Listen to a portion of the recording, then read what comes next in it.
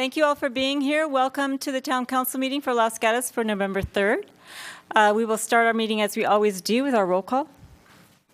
Thank you and good evening. Councilmember Mariko Sayak. Here. Councilmember Steve Leonardis. Here. Councilmember Rob Rennie. Here. Vice Mayor Barbara Spector. Here. Mayor and Chair Marcia Jensen. Here. And I'm going to ask Jason Monahan to come up and join me here at the stage. Jason. And whoever wants to help me from staff. I've yet to learn how to turn this on.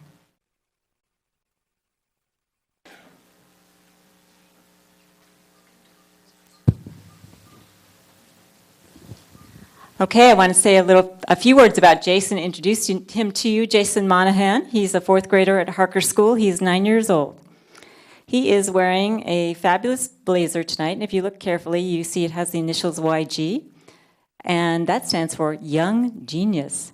So I asked Jason, are you a genius? He said technically, but he may be, because the Young Genius group is a group of debaters that he's been with for about a year because he really liked it. I asked him, well, what do you debate as a 9-year-old fourth grader at Harker School? Well, the exigencies of the war in Ukraine, whether we should get rid of tenure. We write sample legislative bills. So Jason, you're hired. But when he's not doing that, he loves science and math. He plays every sport you can imagine. He loves astronomy. He is going to look at stars and planets with his new telescope. And in his spare time, he leads us in the Pledge of Allegiance. So if you'd all stand and join Jason.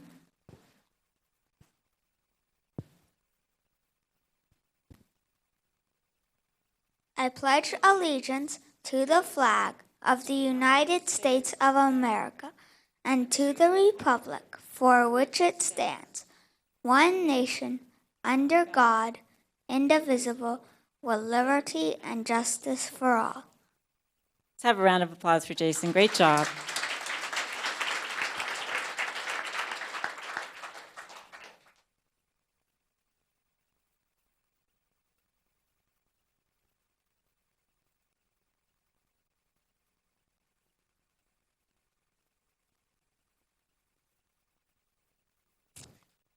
Okay, and one more round of applause for Jason. Really good job, Jason. Thank you for coming. And now we're going to have some other young geniuses, because it's my pleasure to recognize and present with proclamations local school students who have won first place in science and technology competitions over the past year. And what they have done is actually very important. I'm going to call them up one by one. And first, one of them is at Young Genius at Brown University, so could not make it tonight, but her parents are here. So first I'm going to call up the students. Abigail Hooper. Come on up, Abigail. She's in 7th grade at Canyon Heights Academy, and she won first place in the Earth and Space Science category for her Lead Should Be Dead project, correct? Okay. And hold your applause till the end. Krish Kapadia, come on up. Krish, and I hope I'm getting this right, 9th grader at Harker School, got first place in his medical and health category for a study on dehydration and the effects of figuring out dehydration from looking at saliva. Elena Yan, come on up. She's in 11th grade at Los Gatos High School. She won first place for her project on ecology. I challenged her to give me the title, and I'm going to look for it because it was impressive. I'm going to try it. But it's really about organic mulch fertilizer. But it is... Okay, Alina, I'm ready. Effects of Pistia stratiotes I can't even do it. Something, nitrogen and phosphorus, yada, yada, yada, organic mulch fertilizer. So way to go. Sorry about that. I didn't get a prize in science. And accepting on behalf of Olivia, and I'm going to get this wrong, Olivia Lynn Woodford Barry are her moms, Susan Barry and Lynn Woodford. Come on up. And we're going to give you a proclamation as well.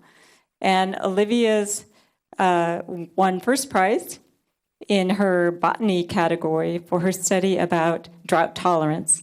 So please give a round of applause to all these fabulous young geniuses. And so that is for Olivia. This is for Abigail. And this is for Krish and Alina. And congratulations to all of you. We're very proud of your accomplishments. Thank you for being here today.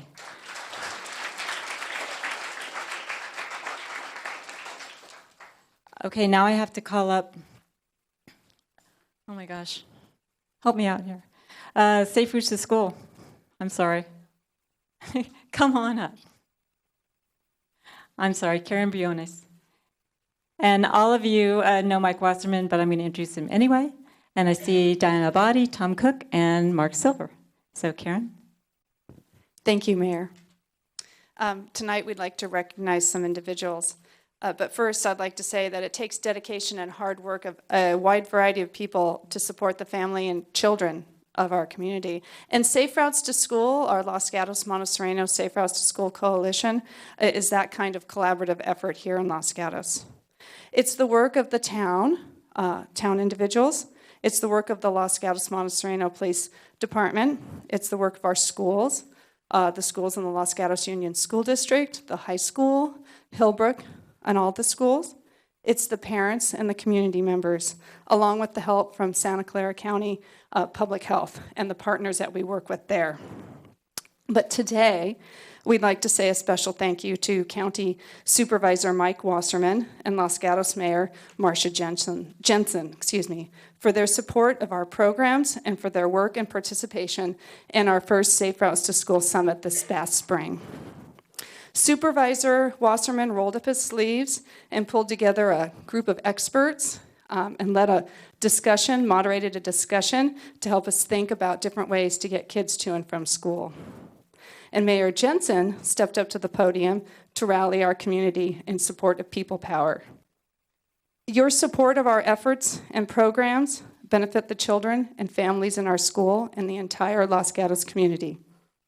And we look forward to working with you in the future. Thank you very much.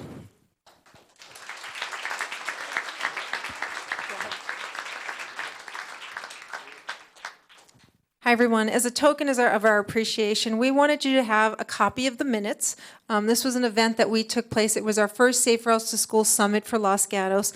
And County Supervisor Mike Wasserman just willingly, when I went to his office, he asked me what I needed as a superintendent. And I said I wanted to do great things for kids. And he stepped up and brought all of these great people to help us facilitate it. So it's actually a copy of the minutes with a thank you. We wanted you to sort of memorialize it for you guys. And Marcia Jensen, our mayor, also stepped up when I had coffee with her. She said she was in also, and so she helped. And that day, she rode her bicycle to the summit that day to show support of our schools. So thank you so very much for joining us. And I also have to thank our police department and Matt and all of I see them all up there. If you're part of the Safe Routes to School Coalition, can you guys just please stand up? Because I want you to see all these great people in the room. I see you back there, Bob Buxton. I want you to stand up, Marie. There's Kalipo, JR, Matt. Thank you so much. Thank you. And you guys may want to say a couple of words. Thank you, Madam Superintendent. Thank you all very, very much. This is an absolutely gorgeous, wonderful commendation. I really appreciate it from the bottom of my heart. For 20 years, I've been a Los Gatos youth coach, worked with kids for the last 20 years, and being on the council here, it's great to see all these council members, and now as your county supervisor, and being co-chair of the county Safe Routes to School was a very important thing for me that I volunteered for. And when you see these young people here tonight, the incredible youth that we have in our community, you see how extra important it is that they get to and from school safely, to and from communities and shopping centers and their friends and their neighbors. And our children are the most important thing that we have here in Los Gatos, and I'm glad to be a small part of helping them get to and fro safely. Thank you all very much.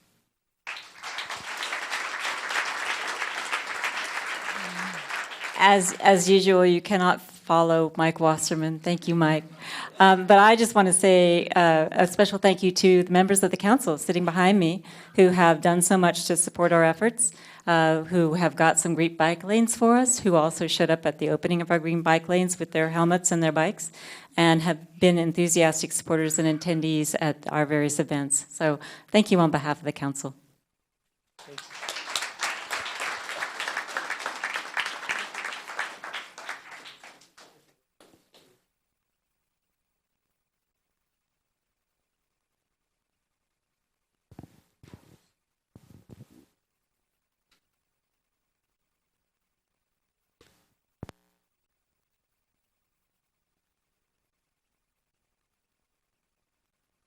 And we have one more presentation before we start our formal agenda, and that is from Mid-Peninsula Regional Open Space. We're privileged to be joined by Pete Siemens, who is going to give us some information about the fabulous open space that we are privileged to have here in Los Gatos and around the Bay. Mr. Siemens. All right, thank you. Just to remind everybody, I'm your representative on the Mid-Pan board. I've been on since 1992, and I've enjoyed every minute. Very rewarding. Do I need to run the slides, or? Let me start off real quick. I want to give you an update on our bonds. As you remember, the voters passed $300 million of general obligation bonds, authorized us to issue those bonds last year, and we've just went out and bought $45 million. That whole $300 million is going to last probably about 20 years, so it's not going to all happen at once. But our first round of bonds, on your new tax rate, you'll see the taxes to pay for that. It's 80 cents per 100,000. We got a AAA rating, which dropped the tax rate about 30%. It makes a huge difference when you get a AAA bond rating. So compared to what we had before, we're very happy with that. So we're in the process of busy spending that money. The first big thing we did, we started off actually before the bonds were passed, optimistically expecting that they would. And so we had projects already in the pipeline when actually the bonds passed. So we're in the process of both paying that work as well as paying forward for the next 3 or 4 years.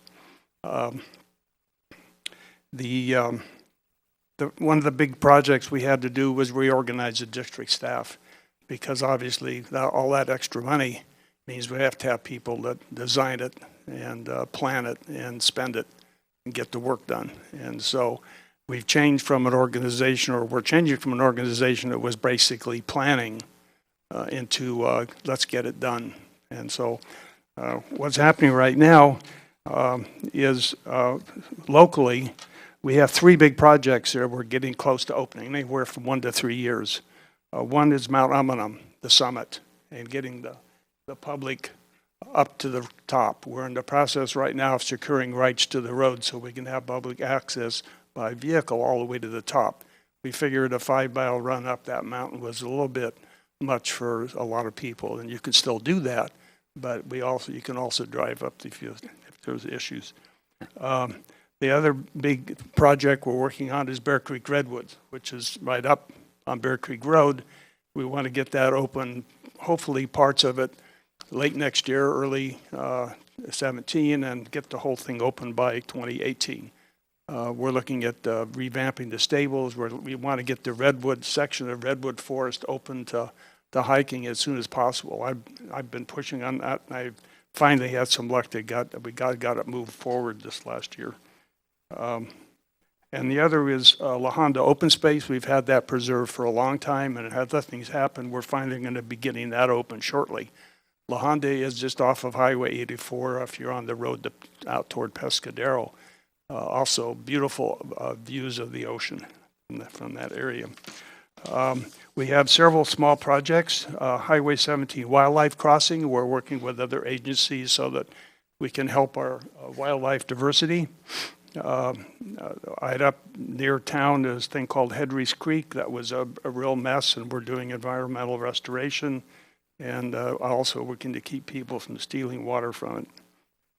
El Sereno, We're doing a study for dog access. It looks like we're going to get dogs on leash up in El Sereno pretty shortly.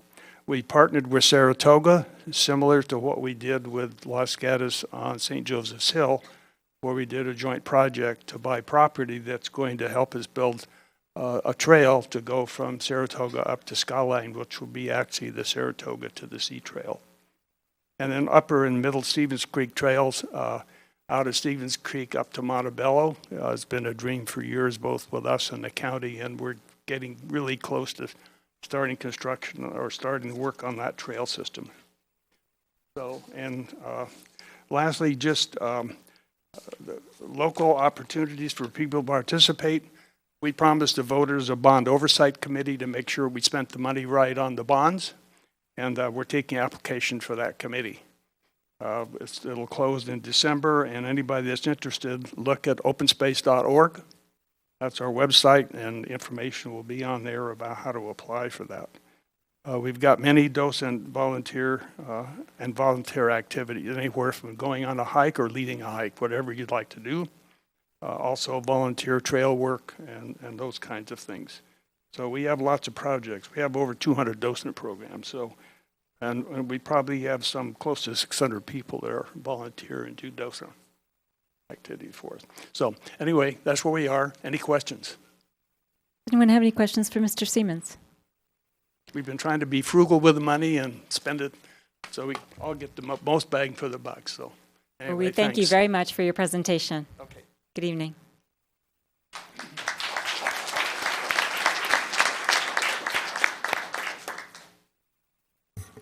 Okay, a few announcements before we begin our regular part of our agenda. Those of you who want to leave now, is a good time to do it, unless you want to stay through 17 items. So, okay. Sorry? Wait, maybe 18. As people make their way out, as always, I'm going to ask those of you who are here, please put your electronic devices on silent. We don't mind if you have them and use them. We just mind if they make noise because they can be a distraction to the council and to other members of the audience that are trying to listen to the proceedings. We have several items on consent. Our consent calendar is something that we think can be hopefully done in a single motion. That being said, we do have reports on all of those items. If any member of the public or any member of the council wants to pull an item from consent, I will inquire whether someone wants to do that. If they do, we'll simply hear it in its normal order. But if once we make a motion on the consent calendar, those items are approved and or denied, and there won't be a hearing on them aside from the generalized single motion. When we get to the public hearing portion, just so I can let you all know how it's going to go, I recognize lots of your faces, so you do know how it goes, but I'll just summarize it in any event.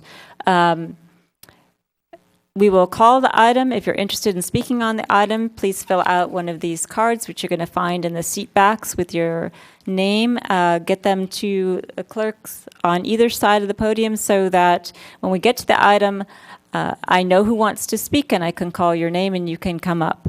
When you come up, you have 3 minutes to talk aside from the appeals, which has different rules that I'll explain when we get to them. But you'll see lights up on the podium. The green light means you're fine. The yellow light means you have 30 seconds left. The red light means that you're done, and I'll politely ask you to wrap up. We will have a presentation from staff, public presentations, then I'll close the public hearing, and the council will have questions and a discussion and hopefully a motion. So that's the way we're going to do it. I'm just giving you that general introduction because we have a lot of items on tonight. As I always say as well, if you hear a friend, neighbor, colleague, other speaker make the point that you were intending to make and they make it in an effective and thorough way, consider whether or not you need to make that as well. Because we do have a lot of items on tonight and a number of people that want to speak and we want to hear from everyone. Also, I would ask that everyone treat those speakers that choose to come up and talk to us with the courtesy and respect that they would wish if they were the ones speaking, and also to ask that you direct your comments to the council so that we can hear you, so that we know what your comments are and that we can direct questions to you if that's appropriate. So with that, I'm going to do the rest of the agenda, but I just wanted to give you that introduction. So the next item on our agenda is what we call council matters. It's the time when the council members can report to each other and to members of the public and to you in the audience about those things that we have done on behalf of the town outside of the council meetings. Many of us serve on other committees, we attend functions, and there may be things that are worth reporting to you and to other members of the council. So I'm going to start with Councilwoman Sayoc. Thank you, Madam Mayor. I have 3 items to report. The first is on October 22nd, the Plan Development Study Committee meeting occurred. This is an ongoing committee that is looking at plan development overlays within town to make recommendations to the Planning Commission and Town Council should any changes be necessary. The next meeting is November 5 in these chambers from 7 to 9. The next meeting I attended was the General Plan Committee meeting. That was to discuss the Twin Creeks development. This is the property that is also known as Surrey Farms, and that is going through an environmental review process. For anyone interested in that particular project, please contact staff for more information. Also that same day, the Santa Clara Valley Water District Commission had a meeting, and the only items worthy of noting to council members is that in terms of our drought efforts, we have been continuing to improve. We are at 28% of the 30% that has been requested by the district, and the Santa Clara Valley Water District is looking to create a youth commission of its own. And so one of the items that they would like for us as a council to consider is if we would like to appoint a particular individual or if we would like the youth commission to do that as part of their own efforts. And those are the 3. Thanks. Councilman Leonardis. Thank you, Mayor Jensen. I have nothing to report, except I do have something that has been disturbing me for a while, which is the appearance of Highway 17 moving through Los Gatos and into Campbell, which is not our jurisdiction, but there has been correspondence from the public on occasion about the unsightliness and the unkeptness of this freeway corridor and the ramps. And as well as recent in the roadshow, in the Mercury News, and in our local paper, complaints about the appearance. When I was the mayor in 2014, we met with the West Valley mayors and managers, and I connected with Caltrans and the Sheriff's Department and the CHP, and we were going to try to figure out how we can team up with our town and try to clean up the freeway corridor, as well as those ramps, remove the vegetation and the trash. And we were looking to get an encroachment permit, and that's kind of what I was told we needed to do. But I just want the public to know that I'm well aware of it, and I've been looking at it for years, and it bothers me, and it is a poor reflection on our town, the appearance. I noticed that on, I would say, the southwest corner of the ramp on Highway 9 and Highway 17, somebody dumped a bunch more trash there. So it's kind of like the less it's kept up, the worse it appears. And the dump fees are high, and the gist of the article was because dump fees are high, people are just dumping piles of bark and everything all over the freeway. Ultimately, it will also create potentially a safety hazard. So, and we did have a fire from somebody throwing a cigarette, I think, out that held up traffic a couple weeks ago. So I don't know if anyone on the council would like to back me up on this, but I'd possibly like to put this on the agenda for discussion to see what available means we have to try to address the cleanliness of Highway 17 and the ramps where it crosses 85, and perhaps Winchester going through Los Gatos, and where it crosses Highway 9. So I'd like to request that be put on for discussion, a future agenda. Thank you, and I think that question will come up next week or next meeting, or the question of whether it goes on the agenda. I will just report that I also serve on the Plan Development Advisory Committee and also the General Plan Committee, so I attended those same meetings with Councilwoman Sayoc. Vice Mayor. Thank you, Madam Mayor. Along with the other council members here, I attended the open house the Los Gatos Open House a week ago Saturday. The Policy Committee meeting was continued pending the alcohol and entertainment closed session or special session earlier this evening. And again, along with other council members, represented the town of Los Gatos at Saratoga's Quarry Park opening on Saturday. Thank you, Councilman Rennie. Thank you, Mayor Jensen. I have 5 things to report. I was also at the Quarry Park and at the town open house. On October 22nd, I also attended the Emergency Operating Area Council, which I was appointed as an alternate. I was not needed as an alternate, so I attended as an observer and took a few notes. There was 2 emergency items that they focused on was storm readiness. They said that they expect November is really a 50-50, whether we'll be below or above normal rain. But they do expect later in the year to get the brunt of the predicted storms, and they're asking the town to be ready with our sandbag stations and be ready to clear storm drains. I think we are ready for that. Also, clearing creeks to prevent decreased capacity is important, and they had teams out doing that. I don't know if we do any of that in Los Gatos, but that's important to plan for. They're also planning an area-wide interagency readiness tabletop exercise for November. If you haven't been contacted yet, I would expect they will be contacting our staff for that. The second was Super Bowl readiness. The EOS planners want to know about any large events that could have impacts on the police and fire during the Super Bowl. So that's anything that might already require a police permit. For example, in town, they'd like to know about it since they're trying to coordinate everything in town. They also mentioned that be warned that celebrities at these things sometimes show up some places, and with the social media, you could get 10,000 people all of a sudden show up at some place you weren't expecting. So they are planning to have their resources available to throw into these things if they do occur. So we should be aware. I think Los Gatos is a likely place for a celebrity to show up and possibly the crowd that follows them.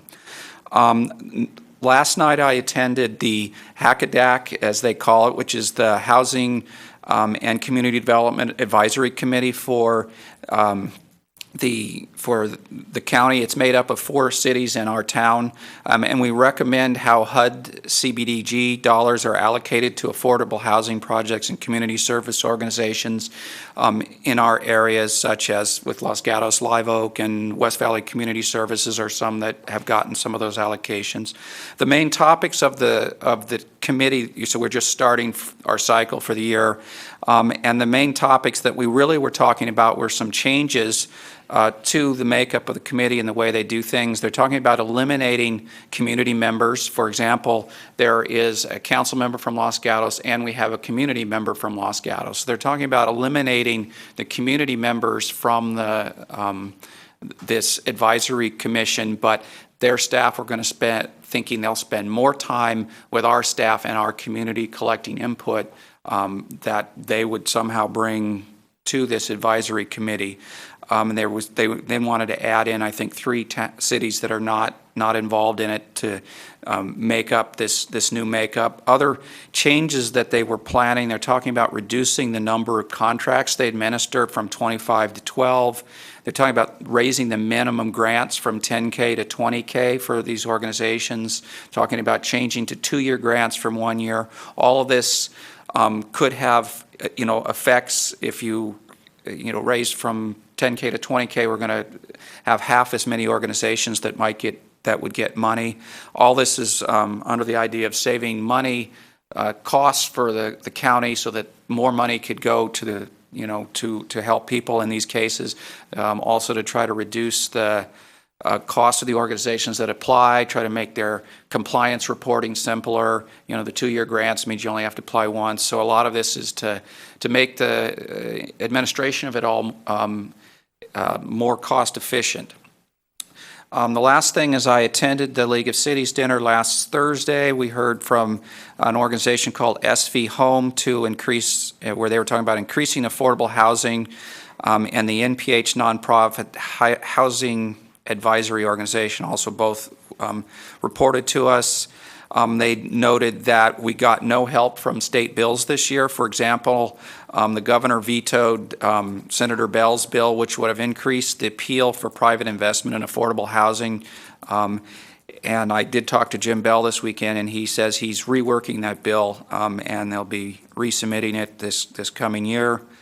They said the problem we're having in the valley is we're adding jobs much faster than we're adding housing. They believe we're 67,000 housing units behind the number of jobs that we've added. They also mentioned there are currently 1,580 people in the area, I think it's in the county, now it might be whole Bay Area, that have Section 8 vouchers from HUD, but they can't find a place to live in. So there's not, even if you have a voucher, there isn't enough living spaces. So that concludes my report. Thank you, Councilman Rennie. And any of you celebrities out there, please let us know before you go to a Super Bowl party, because we don't want 10,000 people showing up.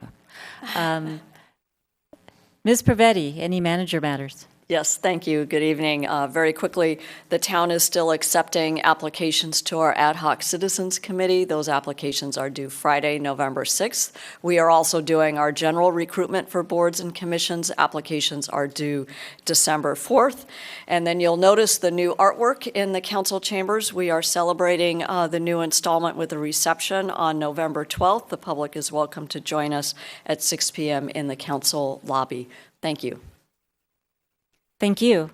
Which brings us to our consent calendar that I described earlier. Again, these are items that are considered to be basically non-controversial, that can be approved or considered in a single motion. We have 10 of those items on our calendar tonight. So I'm going to first look to the council to ask if there's anyone that wants to pull an item from the consent calendar. Seeing no one, is there anyone in the audience that wishes to pull an item from the consent calendar? Okay, seeing no one, is there a motion? So moved. Okay, all in favor? Aye. Okay, I am going to vote aye, except that I'm voting no on 3, and I'm voting no on 10. Which brings us to verbal communications. Verbal communications is a part of our agenda where we invite members of the public to talk to us about things that are not on tonight's agenda. So if you are here to address something that you know is on our schedule, now is not the time for you to speak. If you're here to talk about something completely different, as they say at Monty Python, now is the time for you to do that, because you have 3 minutes to talk to us. I have 3 cards, and I'll call those people up, and they have 3 minutes. So the first one is Tom Boyce.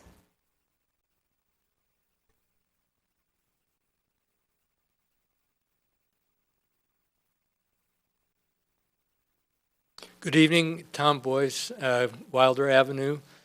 I'm getting to be a familiar face here at these meetings and look forward to them, actually, to see the council in action, particularly a couple of weeks ago. The reason I'm here tonight is I want you to know that we citizens in the Almond Grove remain very alert and active in following what's going on. We have questions that we still have remaining to be answered. Includes kind of setting a new baseline once the council voted to eliminate feature creep. We'd really like to begin to see how much has been saved by doing that. We'll know more in February for sure when we get lots of details, but we'd like to kind of reset the situation. That includes what's the new budget requirement without that feature creep that you have to be setting aside. It seems to be perhaps considerably less than what we have been putting into the pot, so to speak. Also, the age-old question, how much does concrete cost versus asphalt? I think we can maybe get a little closer to that. Again, we'll know more when the bids come in February. Also, how much could be saved if we do the repairing of the sidewalks rather than replacing all of them? Still controversial over exactly what ADA requires, which we need to be able to follow, but I think there could be significant savings there. And also, how were the cost estimates that we've been seeing, the $16.9 million and $16.1 million figures that we've been trying to get the resources for. We need to, I think, revisit that. If you haven't seen the link, which is up here, which I very fortunately received the information from Mr. Morley as to how to link onto that, there now is a very clear and I think highly interesting way that we can understand where those numbers came from. So we in the Almond Grove continue to be positive, active, and we, again, appreciate very much all of you council members who continue to give this project a priority, and we'll see what happens. Thank you so much. Thank you, Mr. Boyce. Let's see if there's questions. Thank you, sir. Jay McGowan.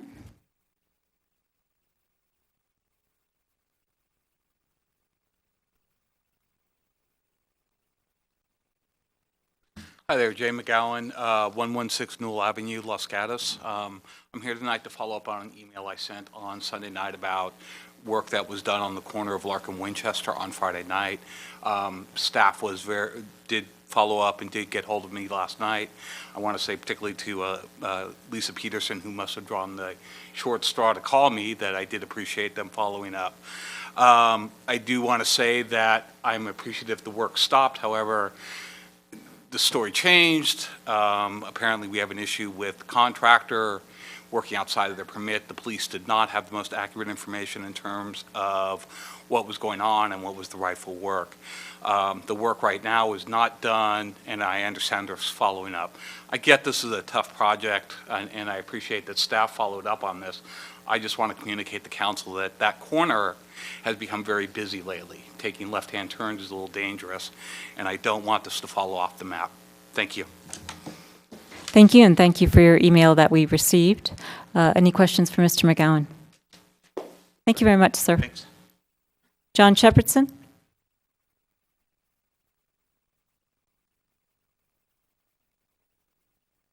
Mayor and council members, I'm going to speak briefly about the internal report that was recently generated by staff, and I think it's hugely important to the town. I got sort of from somebody else asked me why am I interested in this issue. What is my interest? Do I have some kind of interest relationship with the sheriff? And I said no, I don't. I'm not going to receive any remuneration from the sheriff of any kind. I was kind of surprised that I got that inquiry, but with the Netflix matter and with the sheriff matter, I've received nothing despite hundreds of hours of my time. So why am I interested in this issue? Because I see it as like a $150 million issue.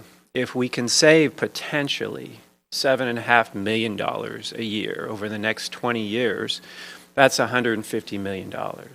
And maybe it's $5 million, maybe it's $2 million, but because of the amount of money it's involved, I think that we should closely look at it. And it's not an attack on the police department. If it was any budget item that was 42% of our budget, I think it would be worthy of looking at it.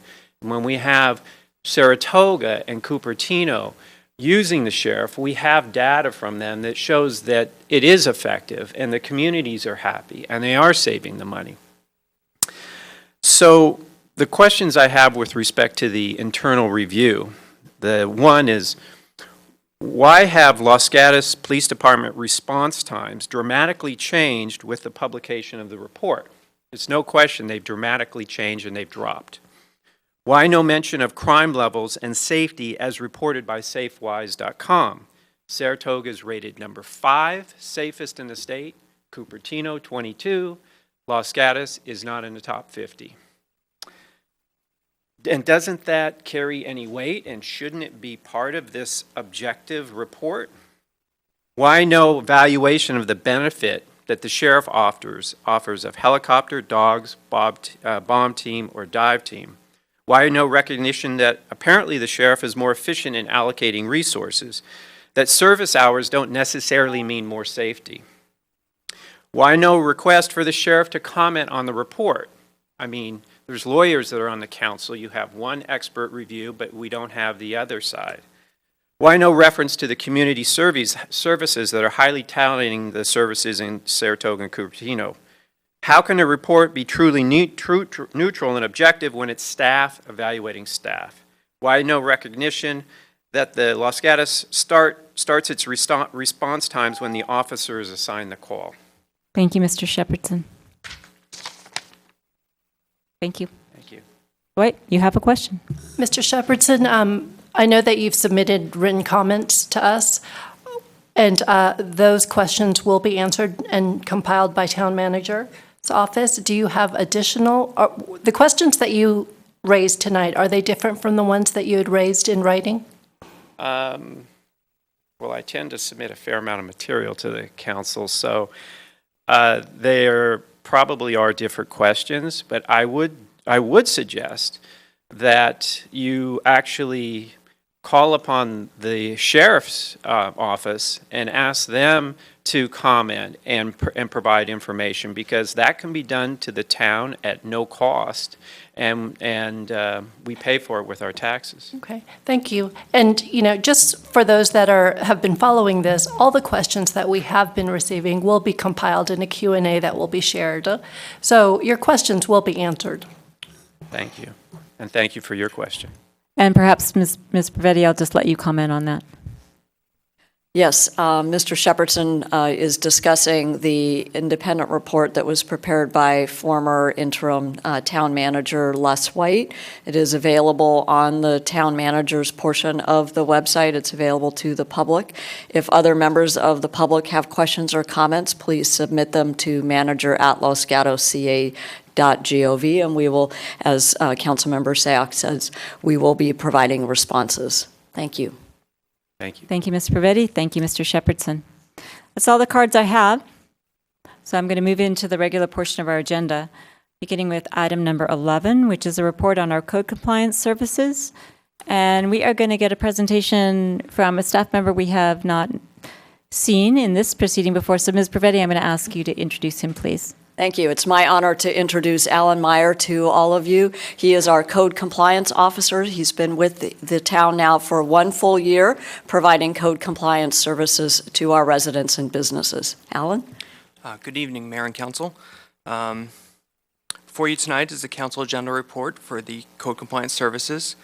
As a code compliance officer, I try to provide friendly, professional, and effective code compliance services for the towns, which range from gas leaf blowers to hoarding to abandoned vehicles on properties, property maintenance concerns. I have a wide range of calls that I receive. Just this year alone, in the year I've been here, I received roughly 750 calls for service and 729 cases that have been opened. And roughly 250 of these were gas leaf blower concerns. Approximately 54 citations were issued, mostly with gas leaf blowers. Our nighttime code officer has been a great addition to the code compliance. She is able to verify code compliance issues at night that I would not normally be able to check on, such as nuisance lights, noisy air conditioners, barking dogs, and that's about it. Do you have any questions? Thank you, Mr. Meyer. Let's see if there's questions for you. Councilman Rennie. Thank you, Mayor Jensen. So I'm curious. So you came from, the report says here you came from a town with basically twice as many people as Los Gatos, but you had half as many code average cases, basically. Correct. And even if you take off the gas leaf blower cases, it's still, almost another double. 50%. Yeah, it not quite double once you remove the leaf blowers. So can you provide any insight? Why is Los Gatos like this versus where you came from? Any insights? When I first started there was 2 of us for the 64,000, 2 code officers. When I left, it was approximately, there was 4 of us. but as the city grew, as the code compliance officers grew, so it roughly stayed the same throughout my 6 years as the code compliance officer there. I'm not sure why that we had only 350 cases on average I received a year, because we were proactive and reactive at the same time. We would actively go after code issues such as illegal signage and abandoned vehicles that I would normally receive a call here for, since we are reactive mostly. Okay, thank you. If you get any insights, let me know. I'm just curious what we can do to, you obviously want to have less code violations, and since we have seemingly such a high rate, it would be interesting if if you think of things that we could do different. Thanks. Other questions? Vice Mayor. Thank you, Madam Mayor. First of all, Mr. Meyer, it's nice to have you on board for the past year, to formally meet you. I think if you would please, since you're on TV now, if you can explain to our public how they can report something to the Code Compliance Officer. What's the process? Either you or the one who works in the evening, either one. They could look on our website for our phone number. We have a voicemail system that I do check on regularly. Email. They could come in during counter hours between 8 a.m. and 1 p.m. here in the planning department. I also leave my business card at every contact that I make, and somebody could make a request via that. Also, at night, they could, if they have a nighttime concern, call the police non-emergency number, and the code officer will be dispatched on the evening between on Thursday, every other Thursday, and then Friday and Saturday night between 8 p.m. and 1 a.m. And what is that non-emergency number that folks can call? It's 408-354-8600. I'm making you an ad right now, and if it's after, I think you said after 2 o'clock, who would they call? The police non-emergency, they'll dispatch an officer to go see what the disturbance is, and if it's after the CSO's hours, then I would get a call or an email the next day to follow up. Thank you. Other questions? Councilman Leonardis. Thank you, Mayor Jensen. Mr. Meyer, since you've come aboard, your tenure here has almost directly corresponded with our leaf blower ordinance. And I was just curious if you're finding, as the months go on, more and more cooperation from the public on this, more awareness being raised, or has it been kind of a steady stream of monthly tickets that are being issued? I think the number of citations has definitely gone down. Also, the number of calls has gone down, and I think it's quieter in the town since I've started here. I remember my first couple mornings being here and realizing that we do have a gas leaf blower ordinance just within my first week, how noisy it was in the morning time generally. And now it's pretty quiet. You can hear the freeway in the far distance, and it's I know that's not a good term or a good but you can actually hear birds chirp. And just one more question. You mentioned proactive in your previous organization and reactive in our current organization. Does your position allow you with the town of Los Gatos to do any patrol, so to speak, in between answering calls? Do you go out and proactively drive down the street and look for say gas leaf blowers being used in other violations? I definitely do. I have neighborhoods that are hot spots for complaints, and I do proactively check those neighborhoods, especially if I'm on another call. I will, after that call, go through that neighborhood and see if I can find any more leaf blower violations. All right, thank you. Councilwoman Sayak. Mr. Meyer, welcome aboard. Actually, I'm quite familiar with the town that you came from, and I would say that the difference between Los Gatos and the Maryland city you're from is that I think our residents do request a certain amount of service that a larger city doesn't necessarily provide. And so your presence is very welcome and it's very needed.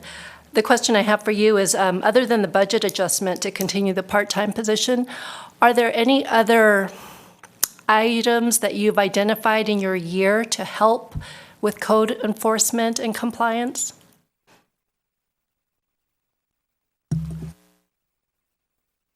I can't think of any at the moment. Well, you certainly know how to contact us if you do. Okay, thank you. Mr. Meyer, I have a question for you. First, welcome. Thank you for being here. One of the things that we're being asked to do tonight is to adopt the policy that we've received, and I don't know if you participated in it or I'm sure you've read it. Do you have any comments for us regarding the proposed policy for code compliance? The code compliance standard policy? Mm-hmm. Yeah, yes, I have read it. I had input into it with our town attorney, and I think it's a good start. Good start. What else does it need? Can't think of anything at the second. Okay.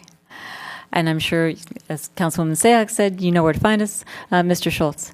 And I would say, so I've been with the town 2 years. In my first year here, we had code compliance officers that were contracted, a different person on a different day, 3 days a week, and it was very difficult in that first year. So I would say not only do we demand a higher service, the citizens do, it was also, we had gone a long time with that model, and it became where people knew that code enforcement wasn't enforced, and so there was no reason to call. Now that they know there's code enforcement, that we're following up on some of the hoarding cases, I think the word's out there that you can now call and get the service that you want. So that's one reason why I think the calls are, once we become more proactive, hopefully those calls go down and people know there is someone there watching for code compliance. The policy document is a work in progress. I think there'll be changes you'll see every year. We might have to do some tweakings because I'm still new in trying to adopt that policy directly for our circumstances. But I will say it's just been a joy having that full-time person because it really makes it easy. We work on these cases hand in hand. Alan's in my office almost on a daily basis trying to figure out how we can get voluntary compliance. That's our number one priority. Okay, thank you. Other questions? Councilman Rennie. Thank you, Mayor. So it actually follows up on the attorney's last statement. Most of the interchange I heard here were talking about having you go out and basically find people. I wanted to see if, I believe that we should, as he said, look for voluntary or educate. Did you have an opportunity to educate people, or are you just the guy that has to write all the fines? No, I do try to educate, and that's part of the professional friendly portion of my job. I do send out letters stating what the complaint is about, what the code is, and ask them to comply with the code rather than just issue a ticket on the first violation. I want to get compliance. Less calls, the better, essentially. And I want people to really understand why they can't have 3 or 4 junk cars in their front yard. It's a blight on the neighborhood. And okay, sounds good. Thank you. Okay, anything else? Mr. Meyer, thank you very much for your report. We really appreciate it. Thank you. I don't have any cards from any member, and so you can actually be seated. Thank you. I don't have any cards for any member of the public, but if there's someone that wants to talk to us about code compliance, now's the chance. Okay, so I'm going to close this public hearing, and we have been asked, members of the council, to do 3 things for tonight, which are on the first page of our staff report. So is there any discussion or a motion? Vice Mayor Spector. Thank you, Madam Mayor. I thought that was a good report, and so I'm going to move that the council receive the code compliance status report, authorize a budget adjustment of $21,346 to continue the part-time community service officer position through June 2016, and approve a new council policy regarding code compliance standards. All right, we have a motion. Is there a second? Councilman Leonardis? Second. Thank you, Mayor Jensen. Okay, any discussion on the motion? I'll call the question. All in favor? Aye. Aye. Aye. Passes unanimously. Again, thank you, Mr. Meyer. Item 12 is an informational report from the Community and Senior Services Commission regarding the results of the Senior Needs Assessment Survey. And again, Ms. Gilmore, are you going to be introducing our ultimate presenter? I will. Okay. Yes. So, Ms. Gilmore. Good evening, Mayor and Council. Christina Gilmore, Assistant to the Town Manager. The item you have before you is an informational report from the Community and Senior Services Commission on the results of the Senior Needs Assessment that was adopted as a council strategic goal for 2014 through 2016. The needs assessment was completed in the spring of 2014, and with us this evening, I have Chair Tom Pecrow and Commissioner Lily Serafan, who will be presenting to the council the results of the survey, as well as soliciting feedback from the council on potential next steps based on the conclusions that they have derived from the survey. Okay, thank you, Ms. Gilmore. Welcome. Good evening. So I'm Tom Pecrow, the current chair of the Commission on Community and Senior Services, and I'd like just to make a few points and then introduce our Commissioner Serafan, who will make the presentation of the report.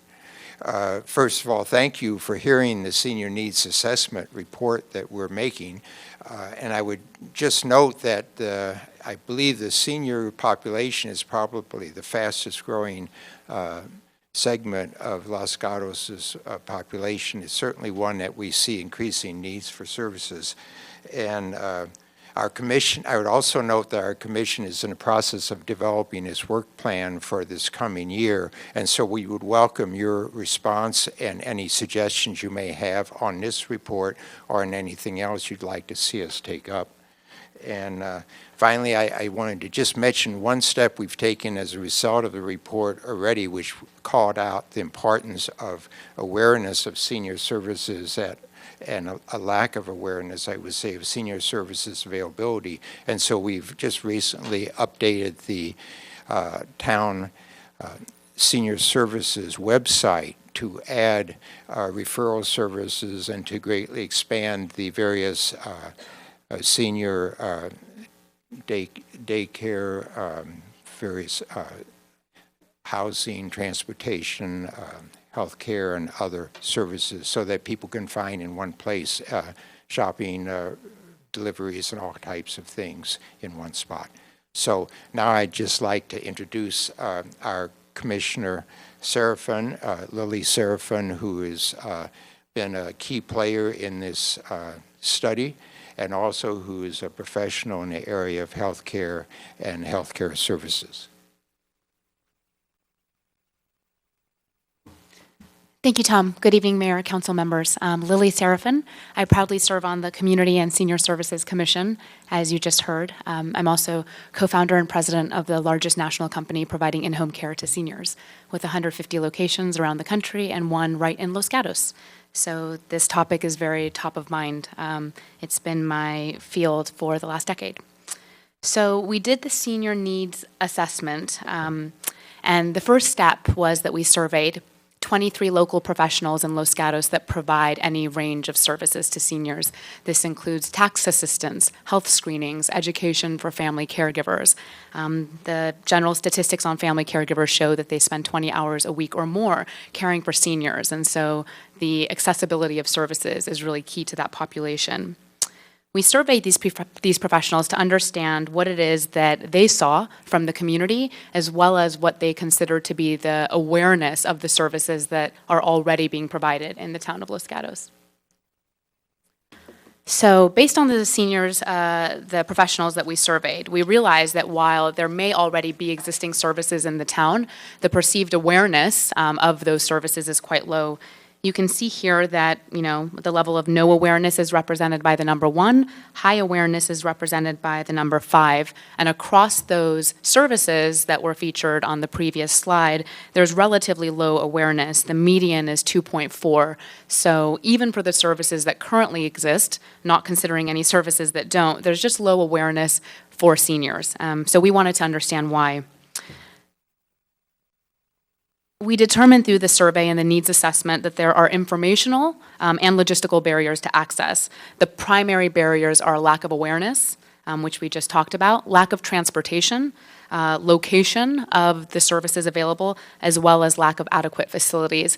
And something to offer in terms of context for this is we understand that the broadest problems facing an aging population across the country are housing and transportation. And we understood as a commission there was very little that we could accomplish in resolving housing and transportation. So we were really trying to focus on those things that could be addressed and with the council's help could allow a senior population to thrive in the city of Los Gatos, in the town of Los Gatos. So while services for seniors exist, they are difficult to access. And we're talking about a homebound population. I think that the standard term senior, people, imagine that it's a 65 and up population. While that is the fastest growing population in Santa Clara County and the country, even faster growing is the 85 and up population, even faster growing is the 100 and up population. And so if Los Gatos were to remain a thriving town for seniors who continue to age, we're not just talking about, active, healthy seniors, but also those that are homebound and may not be able to access the services available.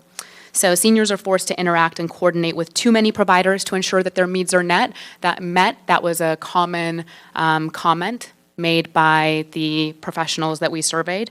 And the challenges cause seniors to forego the services they may need, and that, of course, can result in other problems, including health problems, especially when there's a fall risk or other issue at home. So the survey that we did indicated that a local hub can really serve to address the informational and access gaps. As we're thinking about the potential of a senior center, what it does is not necessarily add to the level of services, but at the very least help serve as a local hub that can coordinate the services that already exist. As we looked at other towns and cities of the same population and similarly situated as Los Gatos, some of them right in the Bay Area that we're all familiar with, the senior center is a very well-known, well-recognized, and understood hub within that community, so that even if someone wasn't an expert in the specific services available, they knew where they could go to address it, and we don't necessarily have that here. We do have an adult recreation center that serves, a slightly younger population than, the seniors that we're talking about in the aging population, but even they are being inundated by calls for the types of services seniors might be looking for, care management, and there isn't even a full-time care manager on staff. So there are some potential ideas of how to use the rec center for these services, but right now it's not serving the population the way that a typical senior center might. So as we think about the things that a senior center could accomplish, and I apologize for the way these papers are gathered, we can look at some of the things that a senior center does. It's a gathering place for daily socialization activities. If anyone has been to Avenida Center in Palo Alto, it's basically inundated with seniors in the local community from day to night. Structured programs, bridge tournaments, mahjong. We know that mental stimulation is a big preventative activity for the 50% of the 85 and up population that will suffer from some sort of dementia. And it would be wonderful if the town, could facilitate some of that through the senior center. A meeting place for group excursions. Right now, there are meetups and activities not affiliated with the town, but online that people can join. Coordination and logistics are very challenging because there isn't the obvious place that seniors gather, which means that even if those services exist, they don't have a natural hub to turn to market to the senior activity. A social worker on hand to help facilitate and coordinate support services. This could have anything to do with housing or providing in-home care or an in-home nursing visit. Right now, all of these services are ad hoc and disparate. Continuing education programs for seniors and caregivers. That's a big issue because it's not just the seniors, it's the adult children or other family members who are providing support and care for them. And right now, there isn't an obvious place for them to churn. Tom just mentioned the updates that we made to the website, but up until that point, if someone were to go to the senior services website or tab on the website, the information was outdated and there wasn't really an obvious place to churn there either. Senior exercise programs as well as semi-private events. These are the major activities that are held in senior centers and similarly situated towns and cities. So the lack of a senior center was noted as the community's greatest need on the survey and needs assessment. You can see the top needs that were identified are bold. Affordable housing, an adult daycare center, a full-service senior center, socialization opportunities, and community engagement. And the interesting thing is that the largest needs that were mentioned in the survey could all be addressed either partly or entirely by a senior center, which is why it was the area of focus. It would act as a central mechanism to address other needs, such as in-home care, transportation, case management, would serve as that hub for socialization, which was also noted as a great need, and would, in the opinion of our commission, be a fantastic investment for the town to make, not just to serve existing needs, but also to promote wellness for an aging population that wants to stay at home and doesn't want to move to institutional settings. You can see here some population projections for Santa Clara County and how the 60 and 75 and up population is slated to increase by at least 50% and upwards of 80% between now and 2020. We know how quickly time goes by. It'll be 2020 before we know it. And so hopefully the goals are to start thinking about what we can do to address these needs before it becomes too late and before Los Gatos doesn't become a really friendly town for the population that we're discussing. Just examples of other senior centers in some of our local neighboring towns and cities. That's Avenida Senior Center in Palo Alto, the Mountain View Senior Center, the Cupertino Senior Center, and the Menlo Park Senior Center. All of them are thriving and packed at all times. There's no lack of need for these facilities where they're offered in the South Bay and Peninsula. So as a commission, we would appreciate guidance as well as appropriate next steps on the following 4 findings and recommendations. Each have a different extent and scope. The first one is just promoting awareness of the existing services. Los Gatos is already doing quite a lot. The professionals that we surveyed are providing a range of services, and I'm sure are frustrated that there isn't as much awareness of what's already there. So what we can do around using the town website, other forms of advertising, direct outreach, and creative marketing opportunities to make sure that all residents, seniors or their family members, are aware of what already exists. The second concept was, rebranding a part of the adult recreation center and offering some of the services that would typically be provided in a senior center without necessarily the capital investment in a new location. And that would include having a full-time case manager, which is just the bare minimum of a senior center in the Bay Area. The third one is exploring creating a nonprofit village. For those who aren't familiar with the village concept, it's a membership-based organization that's virtual. It doesn't necessarily have a physical location, but the village covers a range of services that would be beneficial to seniors, including Uber for seniors or food delivery, a membership to have a concierge access to some of these services without necessarily a physical location. And of course, the largest scope idea, and the one that we really recommend eventually, is to evaluate the site selection process and determine the budget for the full-service senior center that we've been discussing. So thank you very much. Appreciate your time and happy to take any questions. Thank you, Ms. Serafin. Why don't you leave that last slide up so that we can have an idea of what you are asking for feedback on, and I'll ask for questions, comments, feedback. Vice Mayor. Thank you, Madam Mayor. First of all, congratulations and thank you to you and the commission. It's been a while that we wanted the survey done, and you did it, and you did a great job, so thank you. Your presentation was also great, so thank you for that, and it isn't just you, it's everybody who worked with you. One of the things that I always want from our commissions, or at least ask for, is that they set an objective that they can do within a year, and you've done that with your survey. And then to determine what it is they want to do next, and what it is that the commission can do, and what is it that the commission needs help from the council or otherwise to create. And that's where you are now. I think that's where you are now. The senior centers that you showed us from the neighboring communities, are those all municipal facilities as opposed to private or partnership? At least 2 of the 4. I can't say with accuracy if the other 2 are, so that's something that we could learn in probably the next 30 minutes online. All right, and so I personally think that your priorities in the list, in the way that you have numbered them, are great.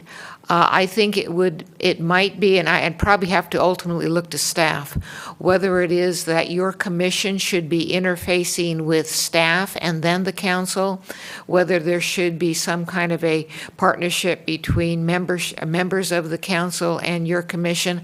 I don't know what direction to suggest, because some of those things, the commission's not going to be able to do it on its own. The council may not be able to do it at all or on its own.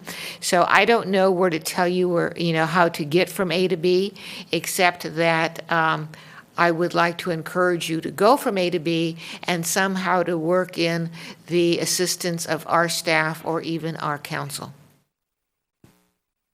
Thank you. Other comments and questions? Councilman Leonardis. Thank you, Mayor Jensen. Ms. Serafin, when you showed the other facilities, the one that jumps out at me is the Cupertino building, and the reason why is because it looks like a house that might have been converted. And the question that popped in my mind is, if there were a senior center somewhere in Los Gatos, assuming the town owns some property somewhere, how many square feet would that be?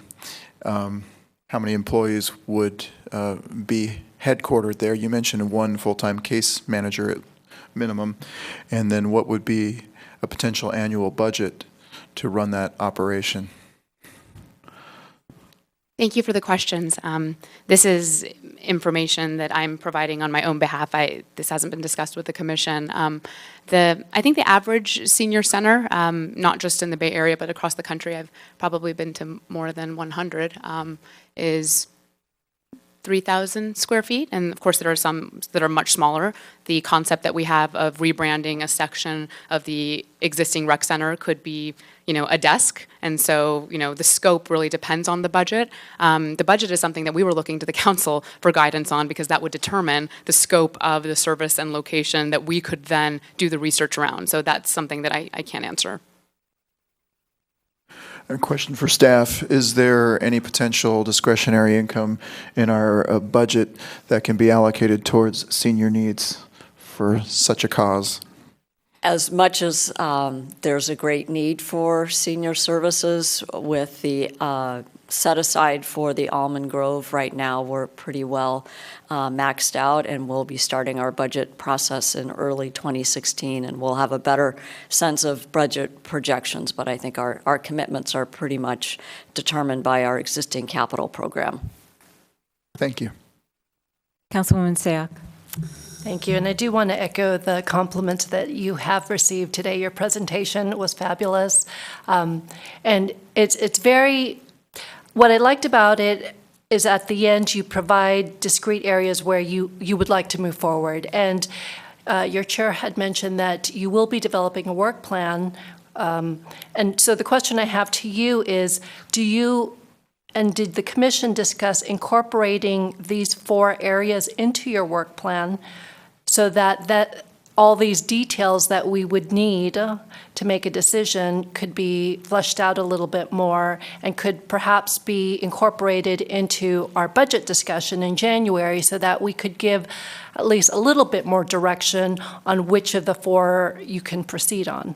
Sure. So we were planning to use the recommendations and feedback from this meeting to determine how to proceed with the work plan. And when we're talking about budget, there's, absolutely understand that, there either is or isn't budget that can be allocated for this. But, what I would mention, even prior to considering the budget for 2016, is that the cost of, taking volunteer case managers and making even a half-time, paid case manager in the rec center is a relatively small cost that would go a long way for the inquiries that the rec center is currently receiving. My own company's operation in Los Gatos receives 300 inquiries a month of individuals who our company, which is a private pay company, cannot meet their needs. And so these are seniors or individuals who just don't know where to turn, and they're calling companies. And so I would suggest that maybe there could be a consideration for some of the other plans. But yes, we will definitely work any option that you would like us to consider or expand on within that. And also, as you list them out, certainly there are areas that you can act on immediately, like the website and advertising, and those are things that, at least personally, I would wholeheartedly encourage you to do. I guess the difficulty is that I don't have a complete awareness of all the things necessary, and so the volunteer case managers you mentioned,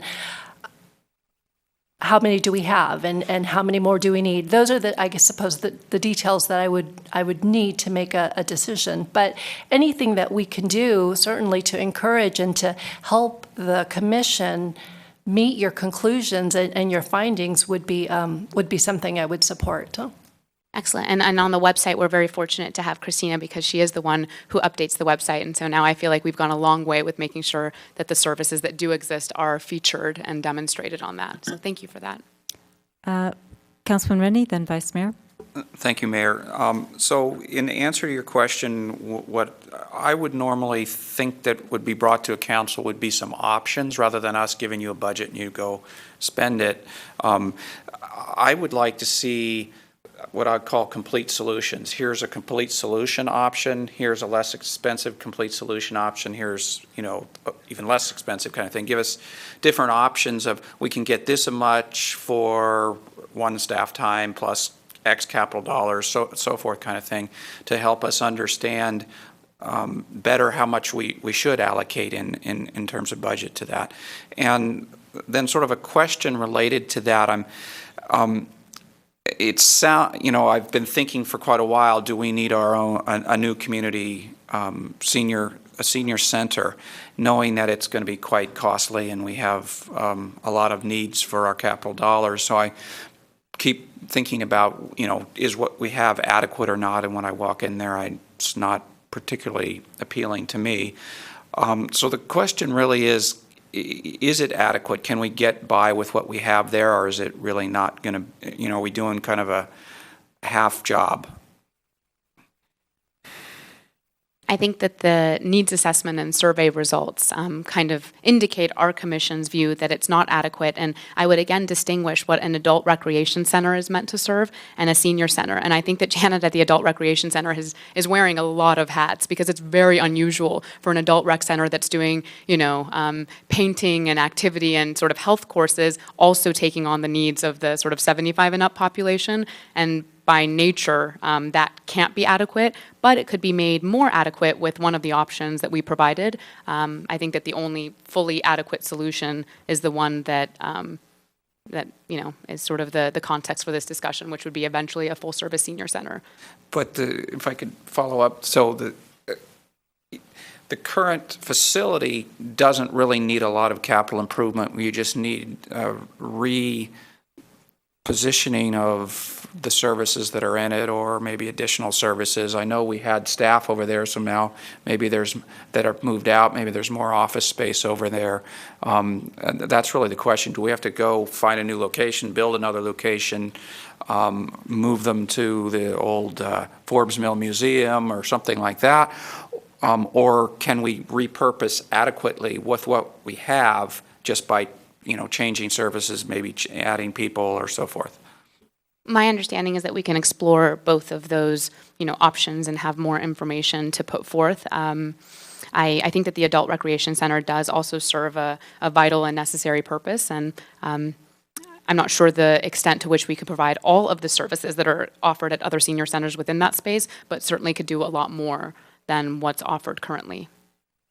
Okay, thank you. Vice Mayor? Thank you, Madam Mayor. I think what you're hearing is that the entire council appreciates and is supportive of what you've done and where you want to go. You're probably also hearing a willingness to help get from A to B.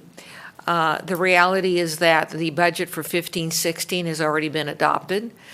We will soon be getting into, working on 16-17. What would be helpful to me, it goes along with what I think Mr. Rennie was saying. If you get your priorities and make them specific, like some of the ones in one we can do right now. And when we get to whatever it is, number 4, we're going to need a 3,000 square foot building that is ADA accessible and blah, blah, blah, blah. If you can now get into the specifics. And the one question I had for staff is what, if any, at this juncture, what, if any, say or direction do we have over what the rec department is doing over in that building? The town does participate in the board meetings with Los Gatos Recreation. I know they're looking at their own needs in terms of being able to provide the services and the increased demand for their own services. Matt Morley typically represents the town at those board meetings, and I think this is a conversation that will be ongoing for quite some time. Thank you. So in any event, coming back to you, break those down as best you can, give us specific requests, things you don't need anything for, and then once you start needing things, what is it you need? How big is it and how much does it cost, to the best that you can? Thank you for your feedback. Thank you. Councilman Leonardis. Thank you, Mayor Jensen. Ms. Serafin, bullet number 3, exploring creating a public-private partnership. Can you kind of give us some details or examples of how that might work, or how you have seen it used in other communities? Sure. So the Village to Village Network is a national concept that exists in at least 300 towns and cities, and potentially more since the last conference a few months ago. And essentially, a number of providers, whether it's physicians and the local private hospital, a nonprofit daycare center, for-profit home care company, whatever services provide, have an audience of seniors, they gather, and local seniors pay a monthly fee to an ombudsperson who manages this village, although it's virtual, and these services are then offered, at some type of concierge level. So it's easier to make an appointment, or there's a local discount, or it's easier to set up, a time for something if you're a part of the village. So there are village benefits, and these exist everywhere. My company participates in them in many locations around the country, and it's sort of a substitute, at least an interim substitute for a senior center, because the services are offered, again, not in a local hub, nowhere to socialize, nowhere to take courses, but it gives local seniors something to participate in at a fairly, cost-effective membership fee. So just one more comment. When I look at the 4 items, it seems like items 1 and 3 are something that could be promoted in the short run with less capital, or perhaps virtually no capital. And as you get into item 2, that would be some costs, and item 4 is most costly. Would it be, I don't know, prudent to develop a plan that focuses on, maybe we go to step 1, then to step 2, or step 3, and then to step 2, and then to step 4, maybe? Sure. And as Vice Mayor Spector mentioned, our budget has already been adopted, but if the 1 and 3 were started, maybe by the time budget hearing rolls around next year, there'd be some opportunity for funds to be allocated towards steps 2 and 4, perhaps. And that's precisely why we had the range of recommendations, so that perhaps with your guidance and feedback, we could set up a timeline so that each, subsequent step could be taken when resources allowed. All right, thank you. Thank you. Thank you very much. We appreciate your input, and your report is very good, as everyone has already said. I think that staff probably has the feedback that it needs. Do we need to formally receive the report somehow? Yes, Or are a we done? motion would be helpful. Okay, so We have the comments, thank you. all right. So does anyone wish to make a motion? Councilman Leonardis. Thank you, Mayor Jensen. I move to receive the report from the Community and Senior Services Commission regarding the results of the needs assessment survey. Thank you. Is there a second? Seconded by Councilwoman Sayoc. Any comments on the motion? Okay, I'll call the question. All in favor? Aye. Opposed? Passes unanimously. Thank you very much. Thank you for coming. Okay, item 13, which is the council's consideration of the adoption of an ordinance to amend the code of the town of Los Gatos, section 2910-145, allowing businesses to charge for valet parking services. Ms. Wren. Good evening, Monica Wren, Economic Vitality Manager. One second, we have a presentation for you.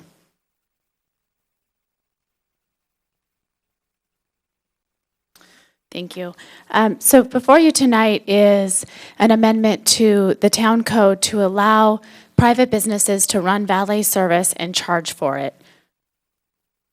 Currently, the allowance to have the private valet service is addressed in the code, and it's also allowable. The major difference in what is being recommended versus what is currently allowed is the ability for a private entity to charge for the service that they offer in their private lot. The Planning Commission reviewed the draft recommendations at their meeting on October 14th, and from that decided that they didn't have enough information. They identified some concerns, and as a result, they recommended referring the proposed amendments back to the Transportation and Parking Commission, and then back to them for further review. The Town Council has a couple options before you tonight. They're up here on the board. One is you could, of course, accept the recommendation of the Planning Commission. You could move to introduce the first reading of the ordinance, or you could not introduce an ordinance at all and do nothing. This concludes staff's presentation, and we're here for questions. Any questions of Ms. Wren before we ask for the public to speak? Vice Mayor Spector. Thank you, Madam Mayor. I want to try and take my simplistic understanding. So what you're talking about is I own a restaurant, and so I want the ability for my customers to drive up to close to my restaurant or at the door and then leave their car there. A valet takes and parks it somewhere. And then when I'm ready to go home, it comes back and I pay the valet service for it. Is that what we're talking about? That's correct, yes. All right.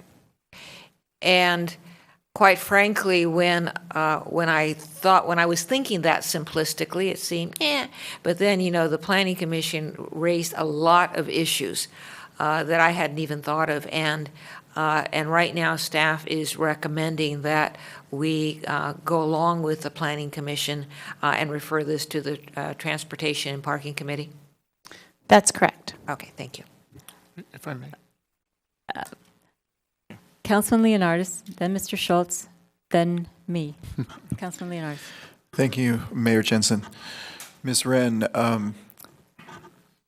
the way the concept would work, paid valets, would they be parking the vehicles in our public parking lots? No, so the allowance would only be to have the cars parked in private lots, which is what the code states now. The change would just be allowing the service to be at a charge. And I have one more question, which is, in many communities where they have paid and valet service, they also have other paid parking lots and perhaps metered parking. Do you think it would be more egalitarian to have, if there was going to be a paid valet service, than paid parking to balance, or would this compete? How can I say it? Would this compete with the free parking or not compete? Does that make any sense?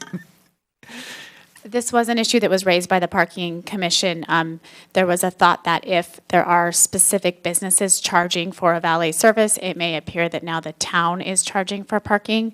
Actually, the code does state that you can charge as much as the town currently charges, which we charge nothing. We offer a free valet program over the holiday season. So, of course, that's a perception that could arise. Thank you. Mr. Schultz. Just want to clarify your question about supporting the Planning Commission. That's normally what we do. Our recommendation always comes from the Planning Commission and support that. When we brought it to Planning Commission, it was for recommendation to approve the draft that's in front of you. And I just wanted to state, because of the previous comments about, not trying to deregulate, we did add quite a bit into the ordinance. If you look on page 3 and 4, there's quite a bit of red line there. Certainly you could take out all of that red line and only include just the with or without. All of those other ones, if you look on page 3, where it's A, B, you really don't see any until C, but then all through D through L or O could be in a policy. Those are just basically what we were going to be looking for in an application that came forward. And we would do that even if one came forward not wanting to charge. Those are all the things we look at. So I did put those in the ordinance, and after I did that, I realized I know this council wants to see less more than more. So I just want to give you that option if that's what you're worried about, is we've lengthened an ordinance that could be removed and put into a policy. Thank you. So, I called on myself. Ms. Wren or Mr. Schultz, as I understand it, that this proposal is that if I am a business and I've got my own parking and I've reached an agreement with another private lot, that I can now go have my valet park it there. I can't have my valet go park a car on the street or in another parking lot, correct?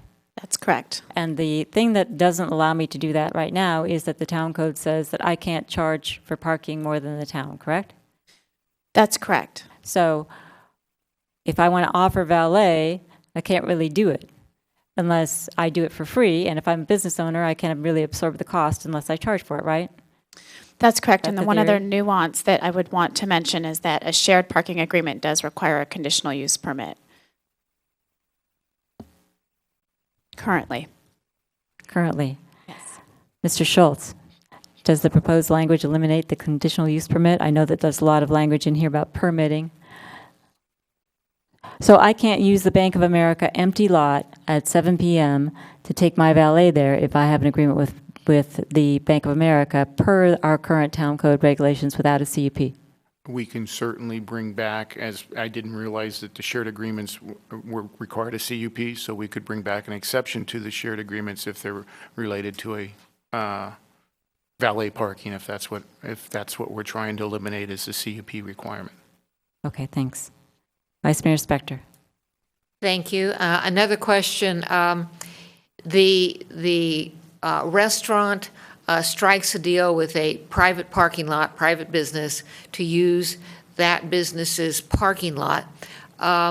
What, if any, examination should the town be making, and I'm going to, either one of you, should the town be making as to what the mandates or requirements currently exist, if any, on that private parking lot? So in the case of the bank parking lot, that's what we're looking for, making sure there's not an overlap of hours. The bank parking lot, typically the hours are over at 6, so that's what we're looking for. Then some of the questions that you're all asking now, and the same ones that Planning Commission would be part of that application to make sure there's not an overlapping of uses for a shared agreement. If it's valet that wants to do it on a weekday in the middle of the day, then it's going to conflict with the bank parking, and there would have to be enough spaces to accommodate both. Whereas if it's a restaurant that wants to use it after 6, and we know the bank is closed at that time, that's where a shared agreement best works in this situation. So each application would have to go through a process where you look at that shared agreement. Where is it located? What is the type of traffic? What controls are you going to have on getting the cars there, getting them back, and safety and health concerns also from a police standpoint. Thank you. So listening to Mr. Schultz, are we looking at, in your mindset, are we looking at a CUP, or are we looking to a permitting process that's effected administratively? We still left it with a CUP at this time. One thing the council might want to consider is that there's kind of two issues. One is, how do we facilitate valet parking on private parking lots that are already owned by the establishment? So there would be no share agreement. There would just be the ability to do valet parking with a charge on their own lot. That was an example that was provided by a recent business in our community. The shared agreement could be deregulated to a lesser permit. Currently, we use the CUP as the vehicle to evaluate to make sure that there aren't going to be conflicts. But if it's the will of the council, we could certainly come back with a permit that might go to, say, Development Review Committee instead of being a full-blown CUP to the Planning Commission. I'm going to ask a follow-up specific to that.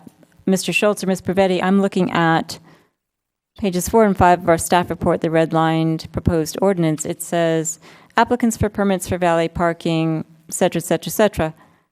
I don't see anything about a conditional use permit. it certainly looks like an administrative permit to me. So where does the conditional use permit come in the proposed language? Let me take a look at it, the whole section.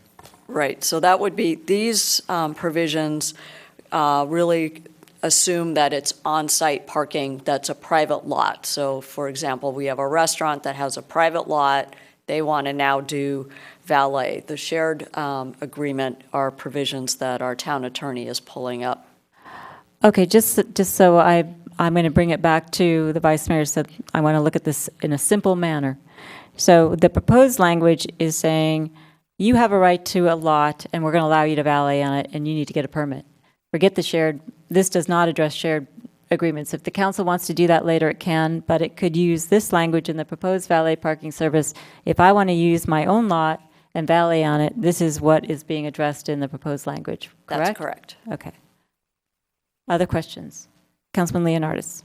Thank you, Mayor Jensen. For staff, how do we prevent things like price gouging, businesses renting out their parking lot during the middle of the day to the highest bidders, organized labor, I don't know, parking trolls chasing people out of parking lots who they feel don't belong?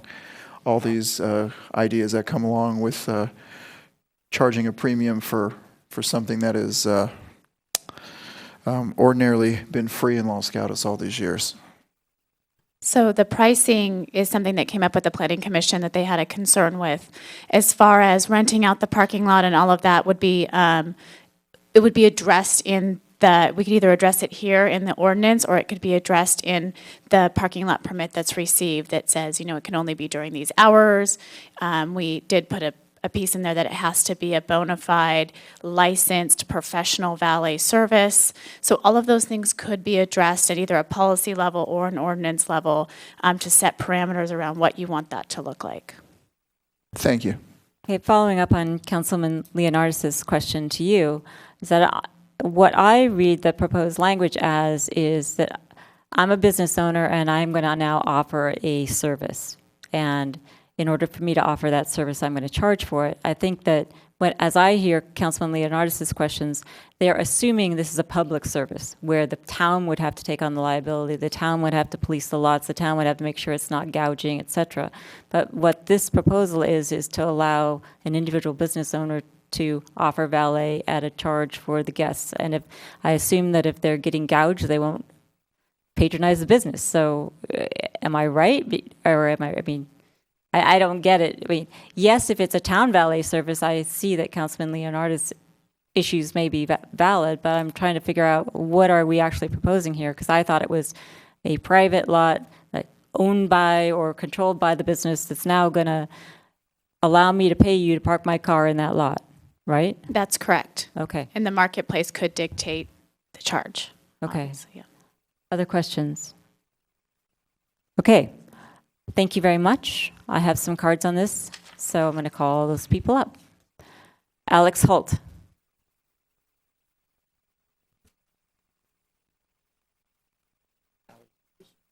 Good evening, Mayor and council members. Good to see you all here. I just want to ask a quick question before I start my presentation. Am I allowed to ask you guys a question or no? You could ask, we may not answer. Got it. You may get an answer later in the discussion. Anyways, I'm Alex Holt. I'm the owner of Holt's Restaurant in Los Gatos. And my first question is, why at all does there have to be like all these stipulations about valet parking? If a business owns a property that they are paying for, why should there be any regulation from the town? Whether I park 10 cars, 20 cars, 30 cars, it doesn't make much sense to me why there should be all these regulations when it's very simple. I own a parking lot. I can either park 15 cars or I can park 45 cars if I have a professional company come in and do it for me. And how is that, like, why, what's the reason for the town to have any opinion on that? That's what doesn't make sense to me. That's an excellent rhetorical question. And I expect that your presentation will tell us why we shouldn't worry about it.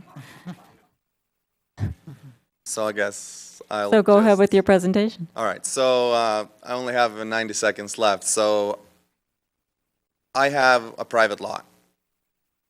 I cannot, for free, offer valet because it costs between $600 and $900 a day for a dinner service to operate a valet service.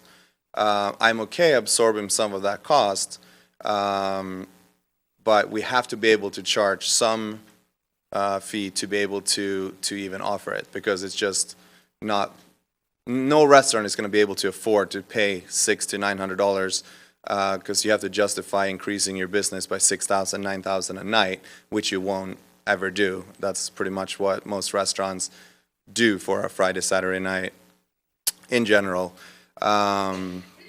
So I think it's very important that we understand that if we say that, oh, we can do valet parking, but has to be for free, you might as well just say you can't do it, because no one's going to be able to, and there shouldn't be a big process and a long permitting process in either case. Like, let's say that I want to do an agreement with Chase Bank.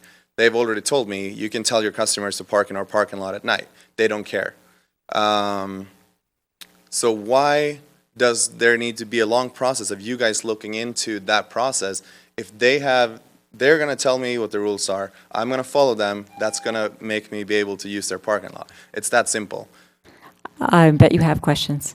Councilman Leonardis. Thank you, Mayor Jensen. Mr. Holt, to answer your question, suppose a parking lot is designed for 15 cars and there's 45 cars put there. There could be issues with, disabled parking not being accessible, traffic being concentrated in a new area where neighbors might get upset because there's more cars being parked here and more engines being started and more cars being moved. In Los Gatos, I find that the issues come out of nowhere and they're always endless. So there's always concerns, and these kinds of things have to be very well vetted. And it's one of those things where the simplistic view is, well, why can't we just, work an agreement or a handshake with the bank parking across the street? But the complicated view might be, well, because you have people playing Frogger running in between cars to drop cars across the street, and that aggravates a neighbor, or that somebody could get hurt, or there's so many cars stacked up that the fire truck can't get through or something.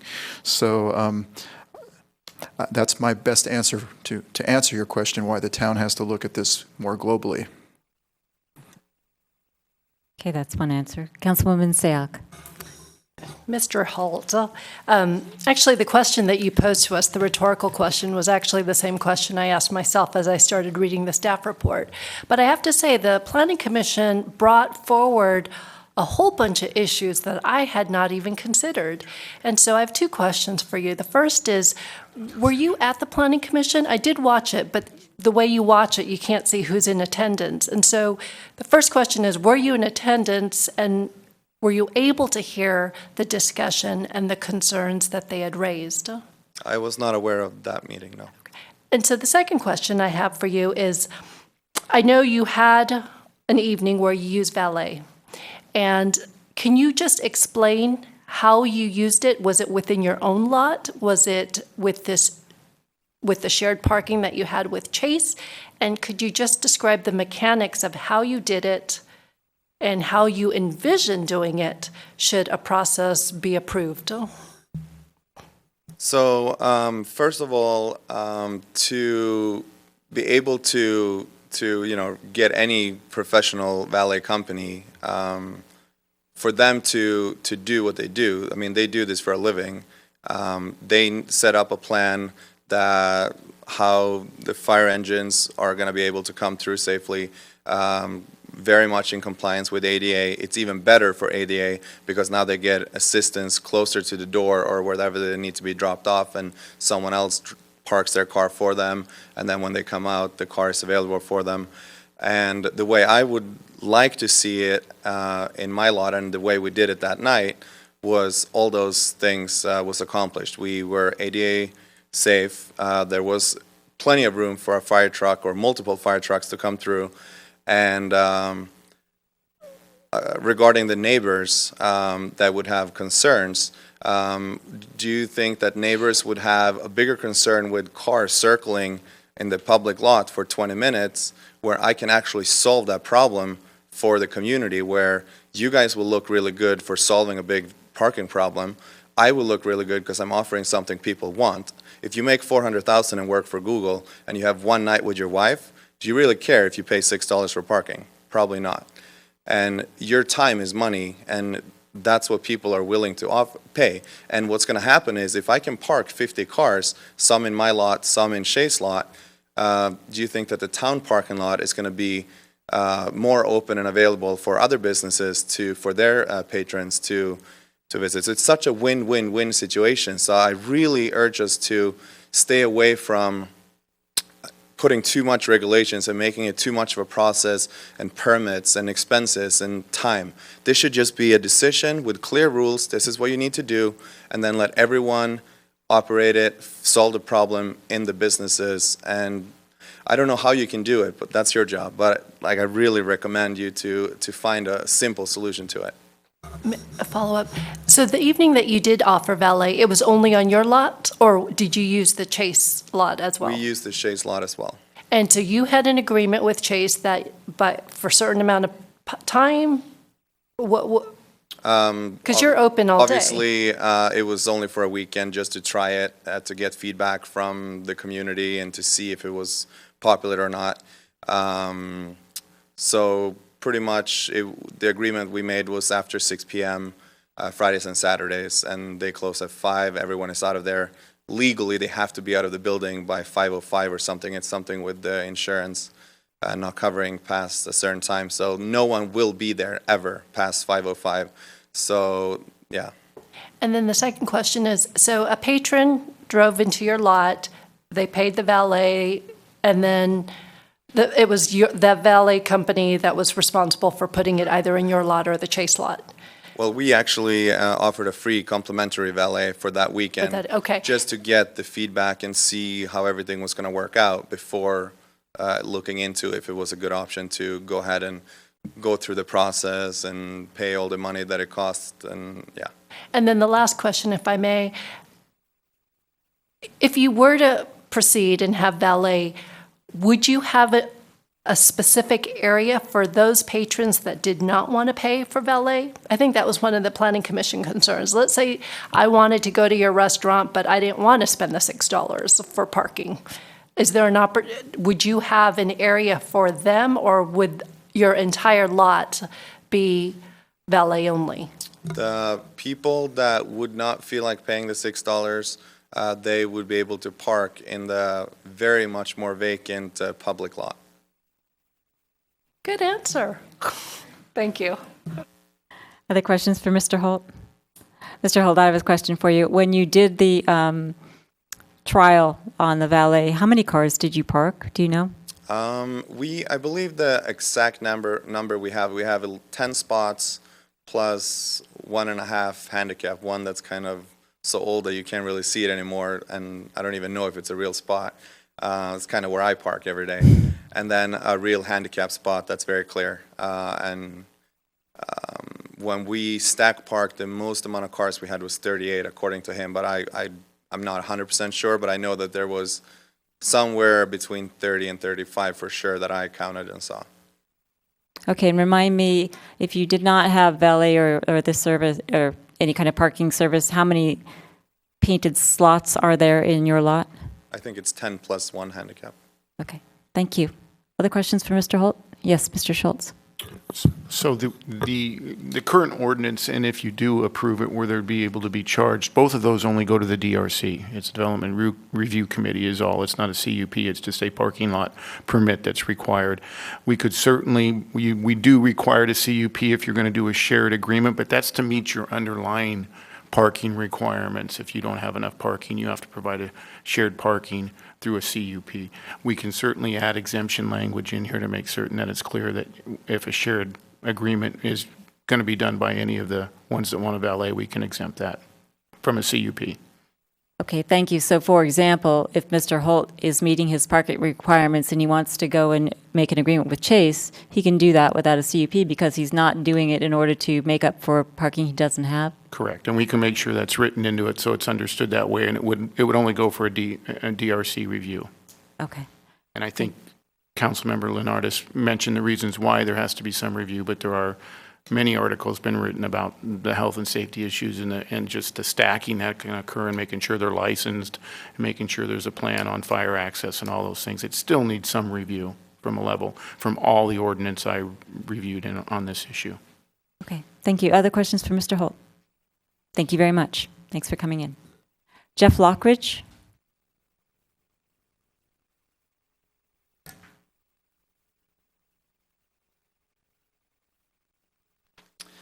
Hi, my name is Jeff Lockridge, 109 Paseo Loro. I have to say that this topic is a bit confusing to me.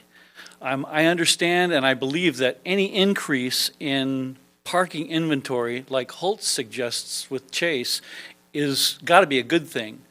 But my concern has to do with the future implementation with other restaurants and other businesses in town.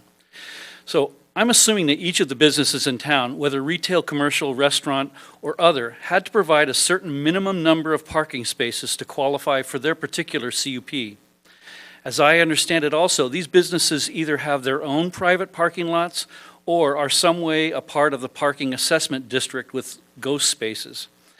I have no problem if all the spaces in a private parking lot are limited to use by customers at that business. But what I do have a problem with, and I have run into it recently, is to block a customer of a particular business from using an open parking space in a private lot because it's reserved for valet parking. I was stopping by Main Street Burger at Linden Plaza to pick up a takeout dinner. I drove into the lot in the back and pulled into an open space. As I got out of my car, I was accosted by valet attendants saying that I could not park there since it was reserved for valet parking. That time, I just continued on my way to pick up my dinner. Other times, I've been back only to find open parking spaces blocked by traffic cones. So back to my confusion. I would have assumed that once a business complied with their minimum number of parking spaces to satisfy their particular CUP, as long as a customer to that business was attempting to use an open parking space in their private lot, that customer should not be denied the space, valet or not. It would seem to me that if a customer were not allowed to park in a valet reserved space, then that business would not be in compliance with their CUP. I realize that this would not be grounds to assess any sort of penalties by the town, but it doesn't make sense that the town would support this kind of activity even to the point of suggesting it. We definitely need more parking spaces in town, as this topic suggests. And if charging for parking seems like something the town council would support, why not charge at the town lots or at parking meters? I'm not sure that it would be the best idea to encourage business owners to solve this town-wide problem themselves. I think that amending the zoning regulations of the town code allowing businesses to charge for valet parking services within private parking lots is a very bad idea. If for some reason you feel pressured or compelled to approve it, then business should charge no more than the town charges. This shouldn't be looked at as some kind of profit center, not at least until the town itself embraces that same concept. Thank you. Questions for Mr. Schultz? I mean Schultz, you're not Mr. Schultz. Mr. Lockridge. I have a question for you, sir. It's a hypothetical question. I'm a restaurant, a hypothetical restaurant, and I have a lot that meets my CUP requirements and has 10 parking spaces and a 88 space. You come up and you want to park there and all those spaces are full. Have I violated my CUP? Yeah, you have. I have, because my business is doing well and my parking spaces are full and I've met the requirements of the town. You would argue that my CUP is violated because my customers have come and parked in those spaces? Absolutely. Thank you. Because actually the restaurant that we're talking about, if there are only 10 spaces there, I don't know if anybody has dined there, there's more than 10 cars worth of people in there. Right, but you've answered my question. The town has required 10 spaces. I provided 10 spaces. They're full. You can't park there, and you would argue that their CUP is violated. Yes, but I would also state that, I would also argue that the town has been complicit in whatever these ghost spaces are and rearranging things so that the concept of private spaces going towards a CUP are sort of a thing of the past, or something so minimal that people, the restaurants and businesses get by with less than they should. CVS was one of those examples. So under your scenario, as a business owner, I am responsible for always having a parking space available for whoever drives up at any time to park there. No, I think that there should be a formula that is based on the number of seats in, say, a restaurant that would require a certain number of parking spaces for that restaurant to stay in business. Hence the CUP requirement. Thank you. Hence the CUP. Councilman Leonardis. Thank you, Mayor Jensen. So, Mr. Lockridge, you mentioned that you pulled up and then the parking troll forced you, or tried to force you out of the spot. Didn't, but and yes, tried. suppose they were successful in forcing you out of the spot, and suppose that they were charging for the valet, and you were forced to use a town spot. In effect, would that be they're essentially charging for a town spot at that point because the town spot becomes unavailable to someone else? You're talking about charging for town spots? Well, no. Say there's a paid valet and say they're charging $6 a car, and say they have an empty spot and you pull in and they say you can't park here unless you pay $6 and you choose not to. So you park your car in a town spot, and ordinarily that spot would be available to someone else. But because you have to park there because they chase you away because you didn't pay the $6, isn't that in a way that they're charging for a town spot because they're making a spot that you could have taken unavailable to you? I still don't understand why Linden Plaza gets to do what they do. But that's a whole nother, it's one of these convoluted decisions or agreements that you guys have made with, this, it's like we barter the parking spaces as though they are something to barter. And it makes more sense to me is that if a business doesn't have enough parking spaces, they shouldn't be allowed to stay. They need to procure more parking spaces. Thank you. Anything else for Mr. Lockridge? Thank you, sir. Zach Marks. Good evening, council members. Zach Marks, CEO of the Los Gatos Chamber of Commerce. The Los Gatos Chamber, on behalf of our 400 members, definitely strongly supports the amendment to this proposed town code, or proposed amendment to this town code. Just wanted to make you aware that the Los Gatos Chamber, there's a couple changes taking place, just to bring to your attention very quickly. The Los Gatos Chamber Board of Directors voted recently to become much more proactive and involved when it comes to representing business interests in local government. At the same time, we are looking forward to having our board members attend many of the future meetings, so hopefully you'll be seeing them here in the near future. As well, the Chamber of Commerce is looking to become much more community-minded. We will be participating in a food drive during the holidays, and also are looking to become much more active. Valet parking, Mr. Marks? Absolutely. So to come back to valet parking, to hopefully answer your question, Mr. Leonardis, Councilmember Leonardis, I believe that we support this proposed amendment because we are speaking about utilizing spaces that are not being utilized currently. So, for example, the Chase Bake example, these spots are not being utilized right now, and hopefully we can, take some of this traffic and put that into the unutilized spaces. Questions for Mr. Marks? Councilwoman Sayak. Mr. Marks, was anyone from your board at the Planning Commission meeting?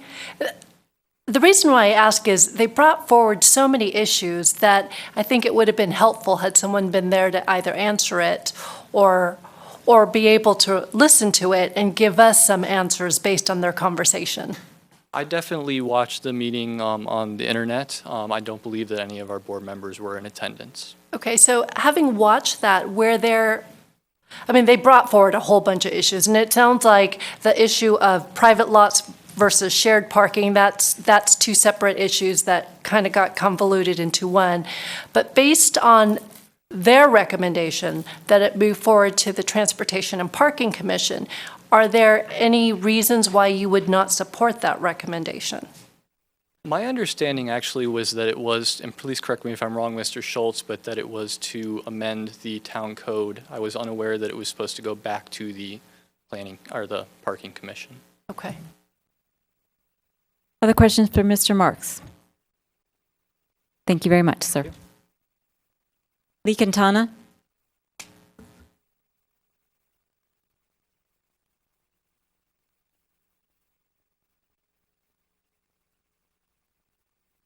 Lee Quintana, 5 Palm Avenue. I will admit I did not read the transcript from the Planning Commission, and I did not attend that meeting. But I keep going back to the fact that if you have a theoretical restaurant that meets its parking requirements in its private parking lot, say 15 spaces, but in reality it needs 40, how can we look at this as an isolated thing when that alone indicates that the town's parking requirements don't meet actual need?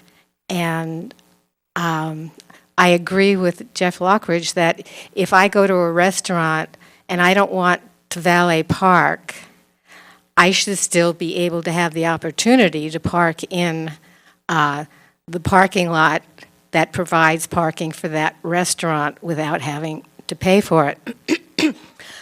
So there are a lot of issues here and I don't understand all of them, but it seems to me that if you have a private parking lot for a restaurant and they want to do valet parking, that they still need to provide spaces for their patrons who don't want to pay for valet parking, or that you allow that valet parking only to occur on other private parking lots with which that particular organization restaurant has an agreement for shared parking.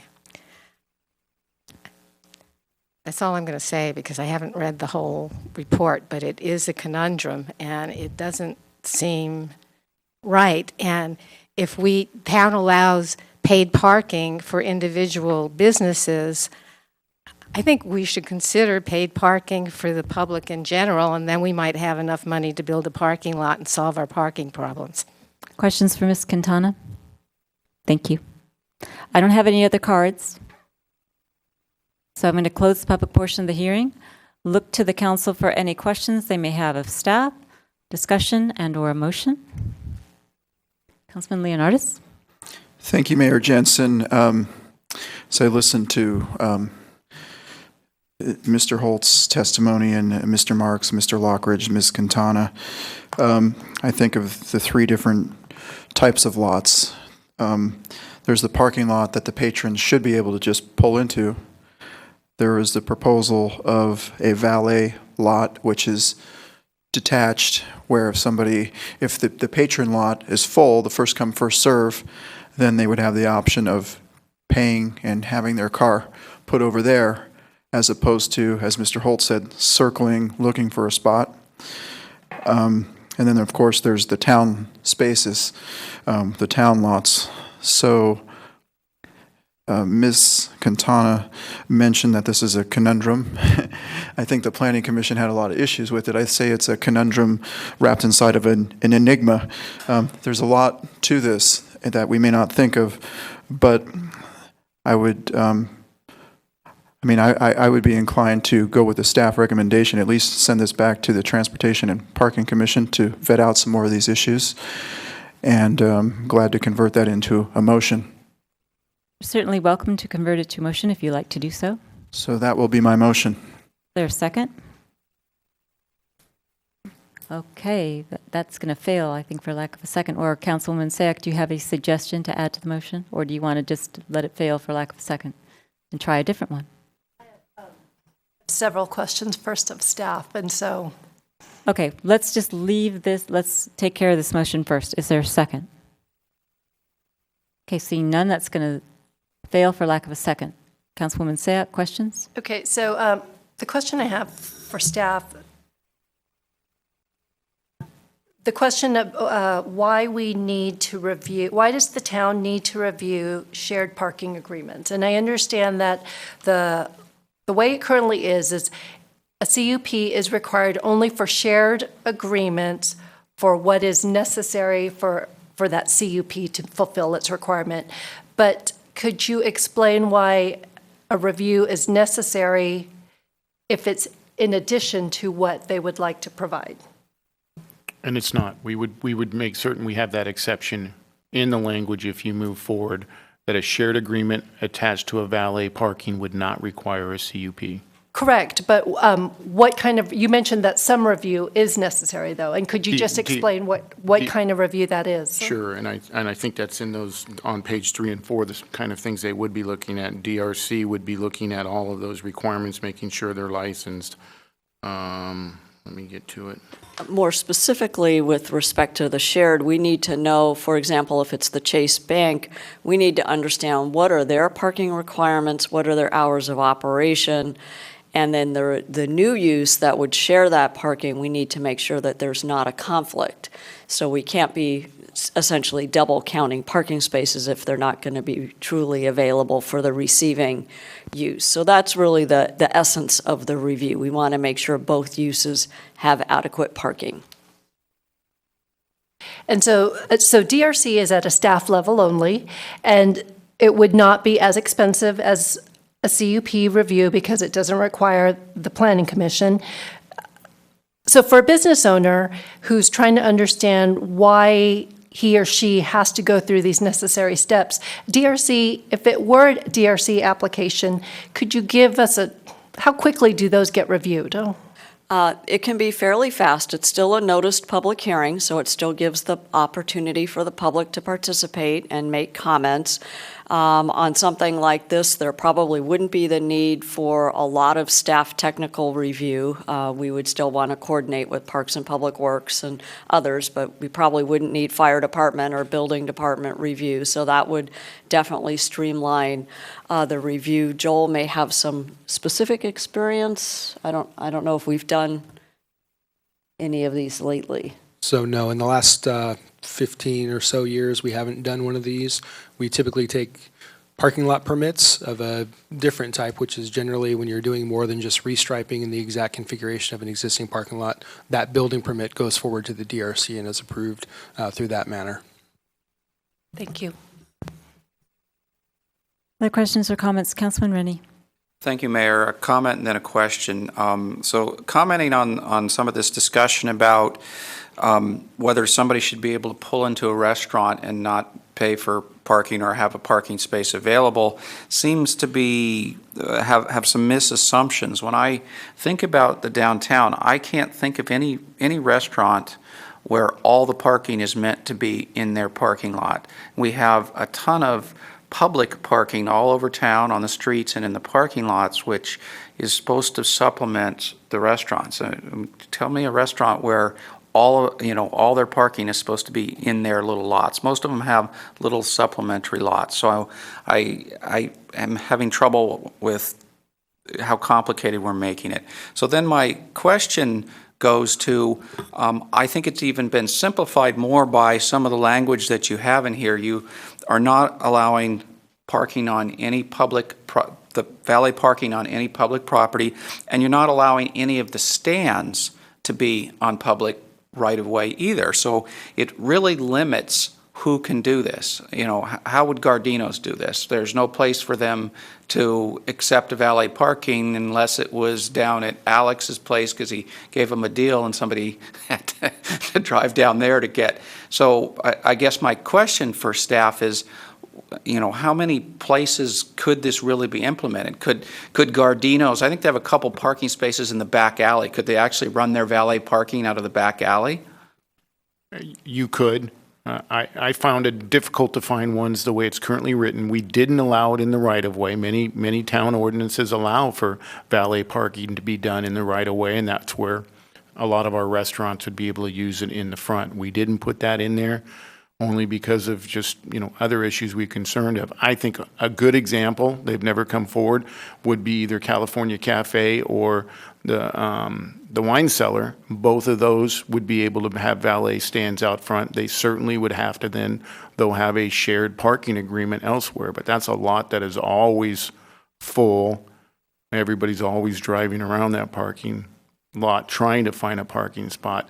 But there are not many, especially what you mentioned, that have their own private parking that's for them. And that's one of the issues we put in there is someone like the wine cellar or those where there's shared parking with a lot of tenants, all the tenants that use that parking have to agree to allow for the valet. So there couldn't be the owners trying to manipulate the parking and taking away parking from customers. But those are all the same issues that Planning Commission raised also. It's complicated, it's convoluted because of our requirements downstairs, downtown, and lack of parking.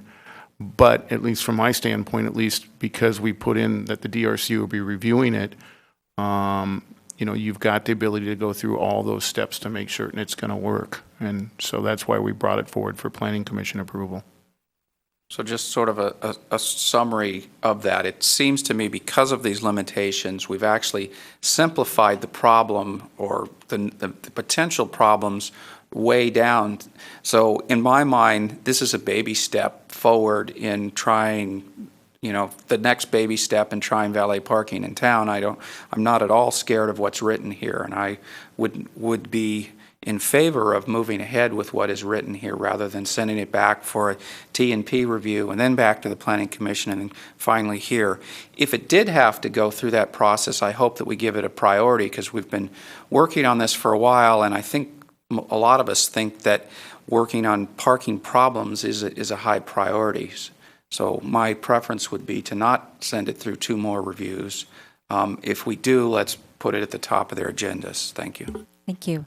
Okay, I'm going to make a comment and perhaps try a motion. I agree with Councilman Rennie. I don't think it needs to go back to transportation and parking. If I look at the staff report, well, let me start with the big picture. I don't think it's a conundrum at all. Figuring out parking regulation is potentially a conundrum, and the thinking about parking has changed dramatically in the last, several years. Mr. Morley and I had the privilege of going to a parking seminar in Palo Alto. We heard a expert in the field talk. At least I ordered 2 books after that regarding parking. And there's an old model of parking, which is the one that's been presented to us quite ably by Mr. Lockridge and a little bit by Ms. Katana, which is there is a perception that I should be able to drive to the doorstep of where I want to go, park my car for free, and get out, and that should be available to me at all times. Now, I'm saying that in a very extreme way, because Mr. Lockridge was indicating that if I wasn't able to do that, then that business was in violation of its CUP. So the new way of thinking about it is, well, parking should use all the land that's available for it. It's a limited resource, and we have limited land. So the idea that a vast acreage or a not so vast acreage of asphalt would be lying fallow while people are looking for parking seems to me a little bit short-sighted. And if we can do anything to alleviate the parking issues in our town, I would think we could do that. And Mr. Rennie is indicating that it's a baby step. I think it is too, and I think it's simple. If I look at the concerns raised by the Planning Commission, as indicated to us on our staff report, the first one is, well, we don't have enough information and we want to see what Transportation and Parking thinks. On October 20th, Transportation and Parking came and presented to us as a priority changing our parking regulations downtown. So I think we know what they think. The second one was, well, there's no map of where parking could be. I think that is a problem of confusion with the question of shared parking, which is not what we're getting into on the valet parking. So I don't know that a map matters. Mr. Schultz has indicated where there are limited places where we could have it under the proposal. There was a concern that there was to be an appearance that the town is charging. I have a difficulty figuring out how that would be. If, for example, I went to Mr. Holtz to park there and he charged me $6, I don't know how I could figure out that the town was doing it. So I have some difficulty with that. The current thinking on parking indicates that we should maximize all the parking that we have. We should do that sooner rather than later. And if we can get our business owners to help us alleviate that problem by allowing them to charge $6 to park your car, I think we should do that. The customer's in a unique position to be able to evaluate whether they value that service or not. If they don't want to pay the $6, they can go somewhere else. They cannot patronize the business. They can complain about it on Yelp. They can do whatever it is that they're going to do in the modern era to not patronize that business. I think it's an easy step forward to just simply adopt the proposal that we have in front of us.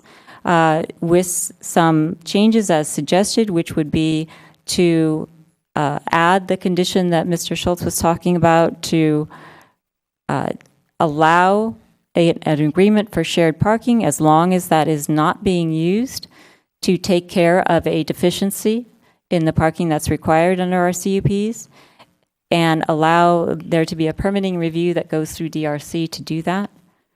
And then other than that, then adopt the proposal that's in front of us, and I will make a motion to do that, and we'll see if it gets a second. I'll second it. It's seconded by Councilman Rennie. Questions or discussion on the motion? Councilwoman Sayak.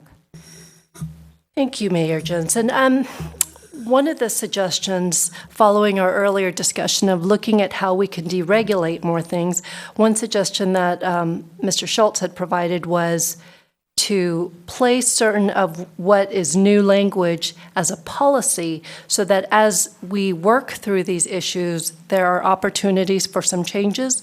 Would you and the seconder be open to a friendly amendment to including only the ordinance that is changes necessary, and then the additional language be placed in a policy? If I understand that to be, and I'm going to look to Mr. Schultz, if I understand that to be basically paragraphs D through N on the red line, is that correct? Then I would be willing to do that. Okay. Seconder? I'm in agreement. Other questions or discussions on the motion? Councilman Leonardis. Thank you, Mayor Jensen. I probably will not be supporting the motion. Personally, I think this is going to make it potentially more difficult for people to shop in downtown Los Gatos due to unforeseen circumstances. I mean, if it was just Mr. Holt's situation, that's pretty logical that how it could work. I just worry about our town's ability to enforce a lot of rules that we don't really know we can do. And if all of a sudden there's a proliferation of trolls and shacks who are charging parking everywhere you go downtown, it's going to dissuade people. It's kind of the San Jose way, and I avoid San Jose for those reasons. Sorry, San Jose. I always look for the places that offer the ease of use and the easiest, the free parking. I don't mind walking a little bit. The examples given by Mr. Holt, we have the valet lot across the street. If our parking lot is full and people don't want to pay the valet, well, they could just park in the city lot. Well, in effect, city parking could be taken away from people. The city parking will be taken by people who don't want to pay the valet when, as Mr. Lockridge pointed out, there will be spots potentially available in that lot, but they'll be for valet use only, so you have to pay to play type of thing. So, I mean, this is just a few of the issues that bother me. A little bit more vetting from the transportation and parking, I think, would be a good thing. The real solution would be building a parking garage. I think we're kind of playing a shell game. There's also a whole host of other liability issues. I mean, I've had owners in town complain to me that people park in my lot after hours, bar patrons, and they throw up and they throw their diapers and these kinds of things. So I'm not sure how much control the valet companies will have over those types of issues. But I just have a lot of concerns personally, and that's why I don't think I'm going to be supporting the motion at this time. Other comments or questions? Vice Mayor Spector. Thank you, Madam Mayor. Question, I want to understand the motion better, so I guess it'll be a question of Mr. Schultz. It seems as though this motion has been divided into part is the motion and part is a policy, and I need to understand the motion better, and I need to understand it within the context. For example, the red part E says that the parking services shall be licensed. Under the current motion, what is the difference between what has been removed from the motion and what remains in it, using E as an example? So E would be removed, but it would come back to you in 2 weeks as a policy for your approval. So you'll see the policy as a policy. So you'll see A, B, and C would be the with or without charge. We'd put in that ADA requirement in B still, and then C. And then you drop all the way down to O, which is the private parking lot, which is the black, which is the current one. And we'd put in there, the Development Review Committee shall have the discretion to deny the permit application if any criteria found in the council policy, so we'll refer to as policy, is not met. All right, And so- that allows us also, which helps us if we find in 3 months our policy is not taking care of the issues that have arisen, that we could make changes quickly to the policy as opposed to the ordinance. So the black part is going to become the ordinance, the red part is going to become the policy, so you have it more fungible, but that means the things in, let's say I think there are things in the red part that are important. Let's say I think having a licensed service is important. When the applicants now come in for valet parking, how is the town going to assess them or evaluate them in the enacted ordinance versus the pending policy? The policy will be approved in 2 weeks. So why would you then have an ordinance and a policy? I mean, you're going to look at both of those things when you evaluate? Only because of the, like I said, as I started, was try to have the ordinances as concise as possible, so it is making the fewest changes, and it also would allow you to make changes to that policy because it's more fluid and could be changed quicker. And so using, again, the licensed provider as an example, that is something that the town is saying, we don't need it in the ordinance, we can just put it in the policy. That's up to you.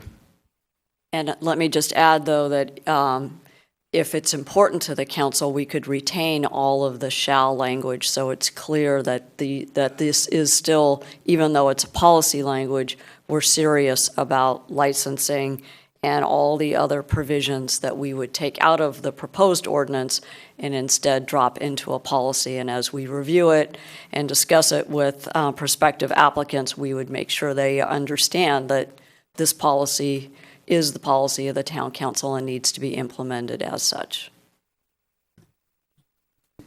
Mr. Schultz and Ms. Provetti,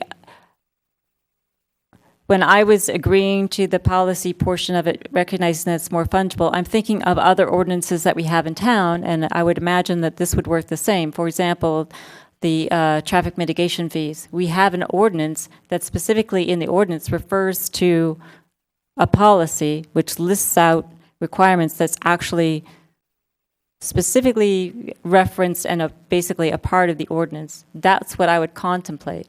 Is that something that we could incorporate? That's exactly how it would Okay. work. I mean, from my personal is I like it rather in an ordinance, but I understand that council's direction is to try to eliminate wording as opposed to adding the wording. I like it because it's easier to find when it's in an ordinance instead of having to find a policy behind it. And it is much harder to change, though, also, because you have to go through your first and second reading. Okay, given all those questions and explanations, is that still okay with the seconder? Yes, I'm actually flexible whether it goes in the ordinance or the policy, so I leave it up to the others what their preference is. Okay, so you want to retain your second? Yes. Okay. All right, Councilwoman Sayak. The reason why I had suggested it was, as Councilman Rennie had suggested, it's a baby step. And the Planning Commission did bring forward several issues because it is a change for our parking structure downtown. And so, in my thinking, having a policy allows us to test the waters and make the necessary changes and calibrations as we move forward. If in 3 months we decide, language E, we actually need something even stricter. I don't know what it could be, but something besides commercially licensed and insured vendors. We have that ability to make that change much more quickly in a policy than as an ordinance. I don't have super strong feelings about it, but I do think it would just make it much more, it makes it easier for us to test the waters with the policy. Okay, thank you. That was actually accepted by the maker and accepted by the seconder. So any other questions or discussion on the motion? Okay, I'm going to call the question. All in favor? Aye. Aye. Opposed? No. Okay, so I only caught 3 things, so I'm going to ask. Councilman Rennie, your vote was? Vice Mayor? Okay. Sorry, I'm sure I would. No. Councilwoman Sayak, okay. So it passes 4-1. Councilman Leonard is opposed. Ladies and gentlemen, it's 9:25. Excuse me, Mayor? Yes. Before you take your break, I need to You read the have to title. read it. Okay, go for it. Ordinance of the Town of Los Gatos amending Section 29.10.145 of the Los Gatos Town Code to allow businesses to charge for valet parking services within private parking lots. Thank you. Do we need to take any action after that? Or just read it? Okay.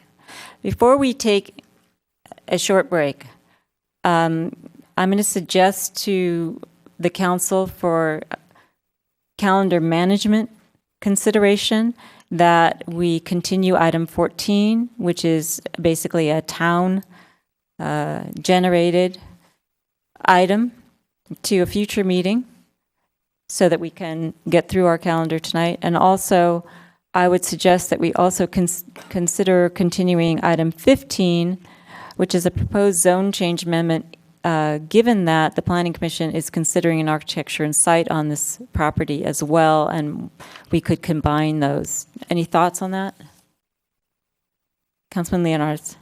I would support the concept of continuing both of those items, and I'm prepared to make a motion to do so. Okay. And I guess, Mr. Schultz, do I need to ask the people on 15 whether or not they consent or not, or can we just do it? No, but we would need it for a date certain since we've already publicized notice. So just to a date certain, and I'll look, for both of them. But I'll look for staff on what date. Okay. So let's take them one at a time. So item 14, Councilman Leonardis, do you want to make a motion to continue to a future agenda? Move to continue item 14. Is there a second? We'll need a date certain, though. We need a second date certain on that as well? Yes. And staff would recommend December 1st or December 15th. Okay. Continue to December 1st. Okay. And that's for items 14 and 15? Okay. Yes. Okay. No, because we had to do both for a date certain, then I was suggesting that we put them back together. I thought one we could just do when it fit, but apparently not. Okay, so Councilman Leonards. For item 15, would staff have enough time to get the architectural and site done for December 1st? The architecture and sites going back to Planning Commission. This is just a simple rezone application that's before you. If you want to wait, and I don't think there's any reason for the architecture and site to follow the zoning. I think that's a level of detail the Planning Commission can take care of. Okay, let's separate them. So, Councilman Leonards, with respect to item 14, your motion is to continue it to December 1st? Yes. Is there a second? Seconded by Councilwoman Sayak. Any questions or discussion on the motion? All in favor? Aye. Passes unanimously. With respect to item 15, I will look to the council for its pleasure. Ms. Pravetti says it's a simple zone change item. Some of us may or may not agree with that. Councilman Leonardis? Mayor Jensen, but this might be something that could be done very expediently this evening. I don't know if the applicant already left. I often think things can be done expediently. For example, senior needs assessment. But we'll call item 15. As I understand it, there's no staff report? No, there's not. Staff is available for questions. Okay. Michael Black.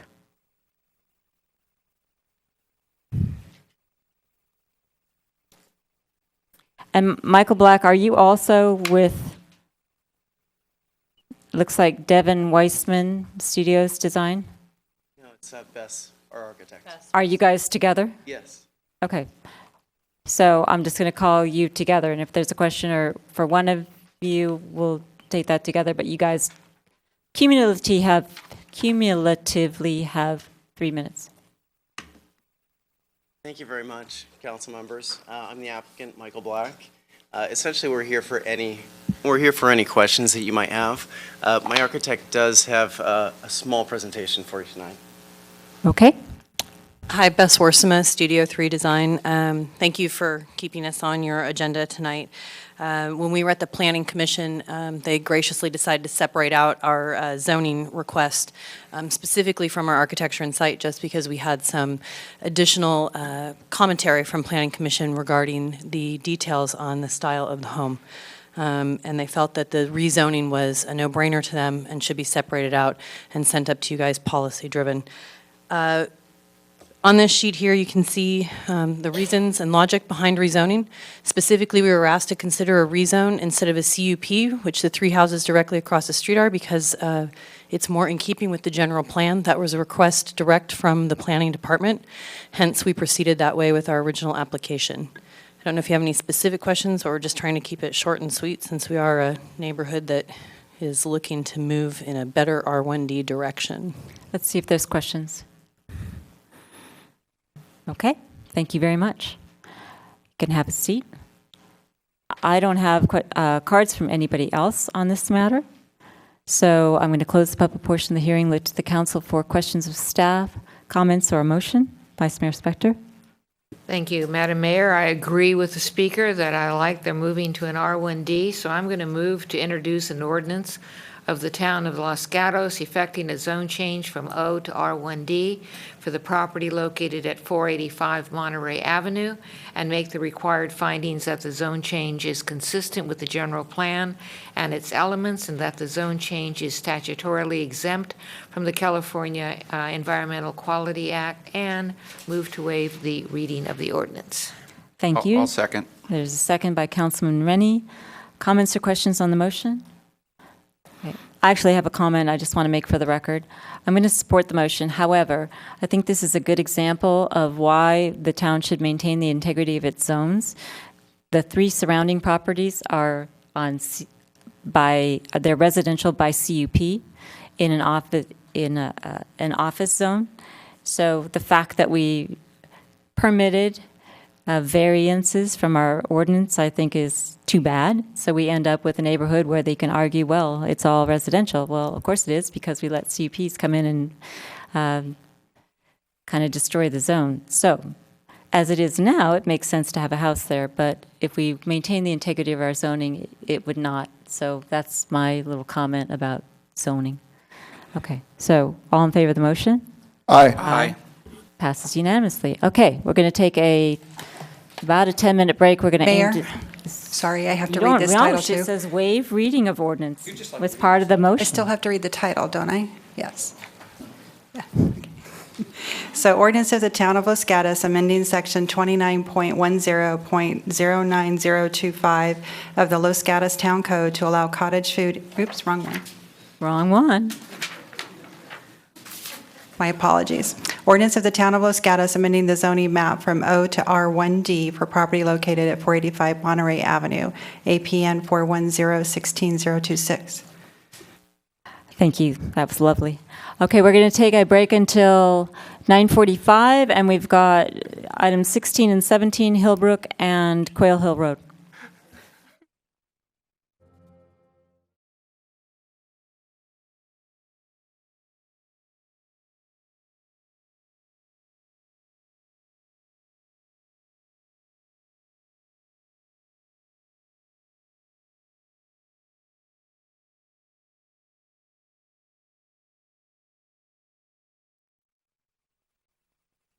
All right, this is item 16. It's the matter of the conditional use permit application U12-002, otherwise known as Hillbrook. We are here this evening for our 6-month review, although it's been longer than 6 months, and consider the merit of granting Hillbrook's request for an additional limited number of students. So, Ms. Bravetti, again, we have a new presenter. If you'd introduce us to her, please. Yes, I'd like to introduce you to one of our planners, Jocelyn Pulga, who's been analyzing this while Jennifer Savage has been doing a temporary management talent exchange with the city of Los Altos. Jocelyn? Hi, good evening, Mayor and Council members. On March 17th of this year, the Council adopted Resolution 2015-18 denying appeals of the decision of the Planning Commission to approve a request to modify a conditional use permit to increase school enrollment and modify operations of an existing private school. Condition number 16 requires a 6-month review of the CUP to review the school's compliance with the maximum daily vehicle trips. The town's traffic consultant, TGKM, completed a video review of the traffic count during the fall 2015 semester for the days of September 29th, September 30th, and October 1st. As discussed in the report and included as attachment 2, these 3 days did not exceed the maximum of 880 daily vehicle trips. Hillbrook School may designate 10 days per calendar year that can be removed from the maximum number of daily vehicle trips and are referred to as exception days. Exception days shall not exceed 960 vehicle trips. On April 1st of the spring 2015 semester, the maximum allowable trip count for an exception day was exceeded. This day was identified on the school's calendar as the 8th grade school play. As discussed in the desk item before you this evening, the October 2015 census data has since been posted to the town's website. In reviewing the census data, the maximum allowable trip count of 880 was exceeded on October 22nd. This day was not identified as an exception day in the school's calendar. In conclusion, the town council should determine if there is merit to increase the student enrollment for the 2016-2017 school year. This completes staff's presentation, and we are available with Parks and Public Works staff to answer any questions you may have. Thank you very much. Are there questions that council people want to answer before we hear from the public? Councilman Rennie. Thank you, Mayor. I want to just make sure I'm clear on the process. So the CUP we're talking about is not in effect yet, correct? It has not been vested yet, correct? And so what is the process to get it vested? The Hillbrook School, to increase their in-school enrollment, would vest the CUP. Okay, thank you. I have a fundamental question, just for the record. The day that Hillbrook went over, that you identified, by how many trips did it go over? Are you referring to April 1st or October 22nd? Well, April 1st is an exception day, so they could go over. The one that was not an exception day where they went over, how many trips were they over, and was it within 5% of their allowed trip count? Sure. So for October 22nd, there are 2 sensors currently, sensor A and sensor B. Sensor A had a count of 888, and sensor B had a count of 892. And the town practice has been to take the higher count of the 2, so they would have been at 892. And let me check for the 5%. I believe it's in the desk item.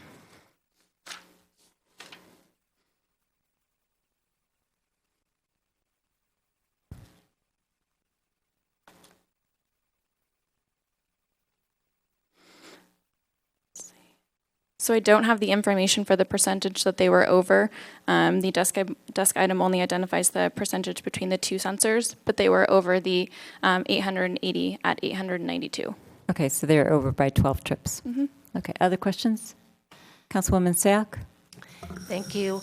As part of the public comments we received, there was a lot of question about the census data and the lack of sensor B working. Excuse me, I have a mental. Could you just explain, TJKM explained the mechanics of how by decoupling it, it actually made it ineffective.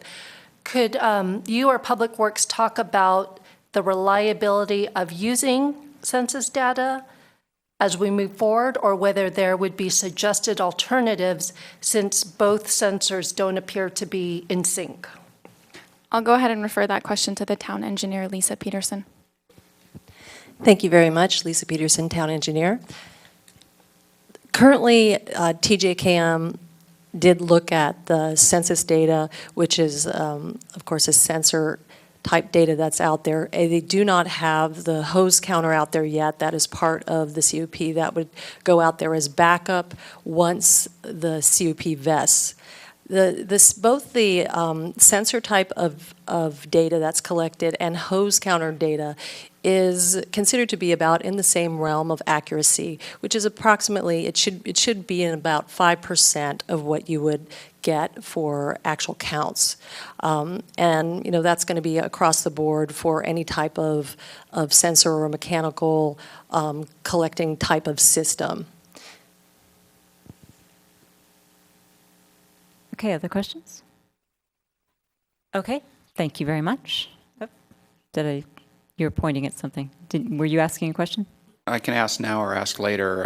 Do you need to know before we hear from the public? Not really. Okay, so we're going to hear from the public, and then you can ask your question. Okay. Technically, Hillbrook was the applicant. We had an appeal and a cross appeal, so I've just mixed up the cards and I'm shuffling them. So I'm going to call the first one, Kim, and I've met you many times and I still can't pronounce your name. I apologize, so I'm going to let you tell us what it is. It's you. I like the one I look at and say, I can't pronounce your last name. Hello, my Hello. name is Kim Bryan, and I live at 268 Marchmont Drive. And I would have gotten that wrong. That's okay. The newspaper gets it wrong for my daughter, too. So I'm here to thank the council for the time that you spent producing a CUP that balances the needs of all parties. The CUP that you created is a compromise between the two sides.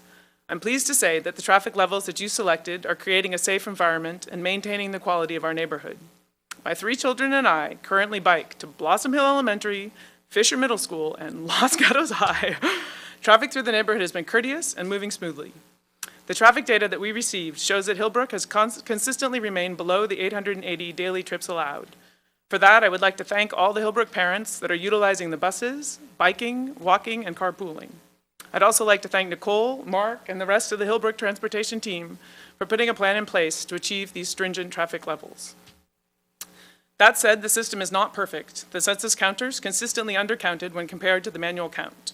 I hope that Hillbrook can work with census to see if the accuracy can be improved.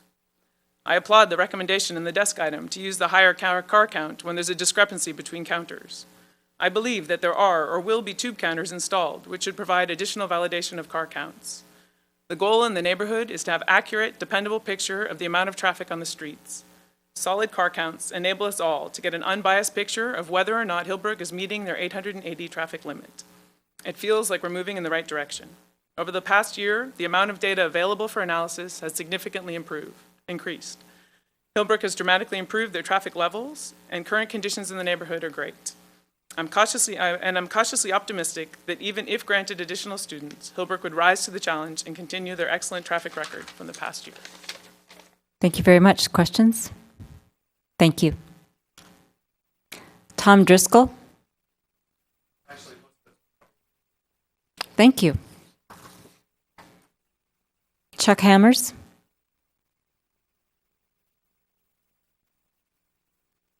My name's Chuck Hammers. I'm chair of the board of Hillbrook School.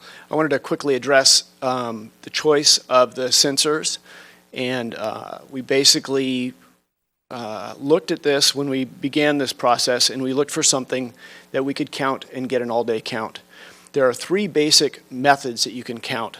There's tube counts, there's inductive counts, which is what the census system is, and there's video counts, which is what TJKM said. All of these have flaws in them, but like the town engineer said, they're all within 95%. We find them all equal in the amount that they're off. So I'm a little bit taken back by us somewhat comparing to a video count that also has its own flaws. So I don't think it should be held as being wrong if it's different from the video count. And if you look at the video count data that was given, on every single day, the incoming cars are more than the outgoing cars. So we have a closed system. We're not leaving cars on campus. There's definitely mistakes in this. In fact, on the 29th, 9 more cars are shown to go in than actually exit that day. I can guarantee you 9 parents didn't leave their cars on campus. So all of these are within 95%. We feel very confident in the census system. We're not married to it. We think it's the best out there that's giving daily counts that can be uploaded quickly. But if there's something better out there, if you want to go to tube counts or anything else, we're certainly welcome to look at it. That's it. Any questions? Questions for Mr. Hammers? Vice Mayor. Thank you, Madam Mayor. The issue technically before us this evening is whether there is merit to allowing the applicant to move forward. So is the applicant intending to move forward? So we haven't been granted that at this point. And we, as a board of trustees, will take this up once, if we were granted any students. So we cannot vest this until we're given the opportunity to vest it, which is being able to add a student. So the way we understand it is if we add a student, we'll vest it. But we're looking forward to being granted that opportunity. At that point, the board will take this up, and the school's been around for 80 years. And the board's job is to say, how do we get another 80 years? And what's most important for the school? And is it to accept the conditions and the students, or to go on? But the board will take it up once we have the opportunity. All right, thank you. Councilman Rennie? I think I have 3 questions. Did you have Breakthrough Silicon Valley on the campus this summer? Yes, we did. And is the CUP is designed to not allow you to do that in future years? Is that, how much influence will that have, do you think, with your board of being able to get them to vest the CUP? Breakthrough is an important program, not just for us, but they're doing tremendous things in this valley.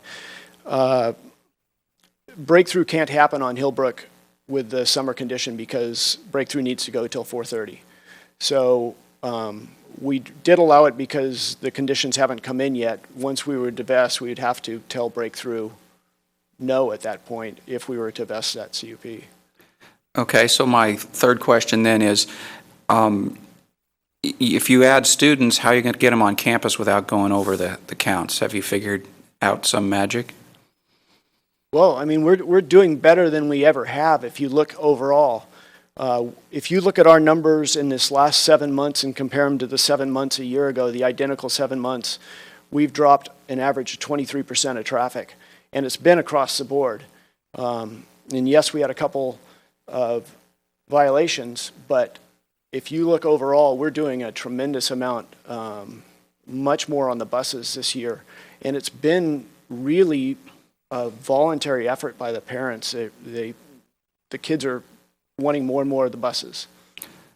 That sounds good. We didn't get with our report any data other than violation data, so we don't have any idea whether it got better than the last data we saw or not. Yeah, on the town website you can, I don't know if you can directly compare it, but everything's on the town website now up through, I think, October. Okay, thank you.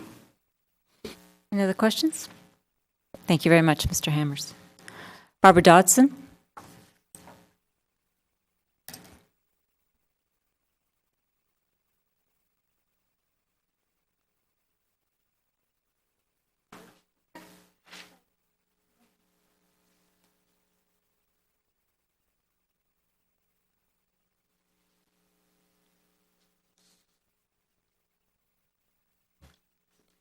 Good evening, Mayor Jensen and council members. We appreciate the efforts Hillbrook has put into reducing its traffic. The neighborhood enjoyed a nice, quiet summer, and on Marchmont Drive, we're now seeing traffic that is lower and more reasonable than it was just 2 years ago. However, we are concerned about the accuracy and reliability of Hillbrook's traffic data. For one thing, Condition 19 in the new CUP requires that there be 2 counters, an embedded counter and a tube counter. The traffic numbers reported to the town contain no data from a tube counter. More significant, however, are the results of the 3-day manual traffic count done by TJKM on September 29th and 30th and October 1st. These counts are aimed at making sure that the Hillbrook counts are accurate. What they appear to show is that Hillbrook's counts are not accurate. TJKM gave the 3-day counts as 795, 781, and 709. As you can see in the overhead, on all of these days, Hillbrook census counts were lower than the TJKM counts. On one of these days, the census count was more than 6% lower than the TJKM count. I am worried that since traffic was undercounted on all the days when TJKM counted traffic, it may have been undercounted throughout the counting period. The entire CUP is based on Hillbrook complying with the traffic limits, but it appears that we can't rely on the current counts. Remember, Hillbrook is out of compliance if it goes over the 880 or exception day 960 count by one vehicle. We need accuracy in order to determine compliance. We had hoped that the new CUP would provide a long-term solution to the traffic problem, but without reliable numbers, we really have no solution. Please consider it this way. Look at the numbers in the second table. For May 27, 2015, Hillbrook reported 432 exiting trips. Suppose the counter undercounted by 6.2%. The real day total would be 921, a clear violation. With undercounting of 2.7 or 4.9% as found by TJKM, there would also be clear violations. It does not appear that the Hillbrook counter can be depended on to report noncompliance. Thanks to staff for answering some of my questions via the desk item. Here are some additional questions.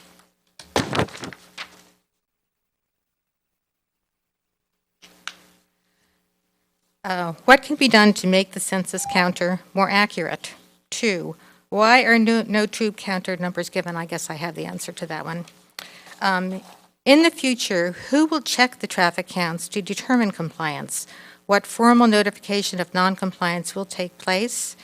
And 4, what TDM measures does Hillbrook currently have in place? And I ask that because the TJKM assumed that there would be more TDM measures put into place, and I don't know what's happening on the TDM front. Okay, thank you. Thank you. Other questions for Ms. Dodson? Thank you very much. Mark Jamison.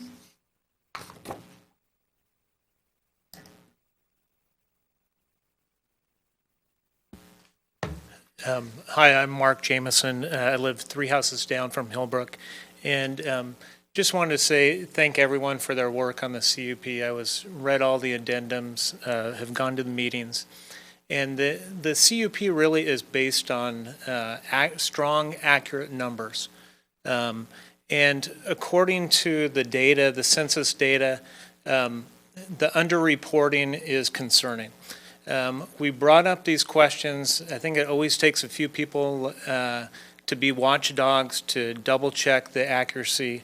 And we brought up these questions, and just tonight there was another desk item answering a lot of our questions, which I appreciate. But the additional data of this second sensor is also off, and it's, I don't want to be nitpicking the numbers that they're off, a small percentage, but it just kind of proves that even both sensors are off.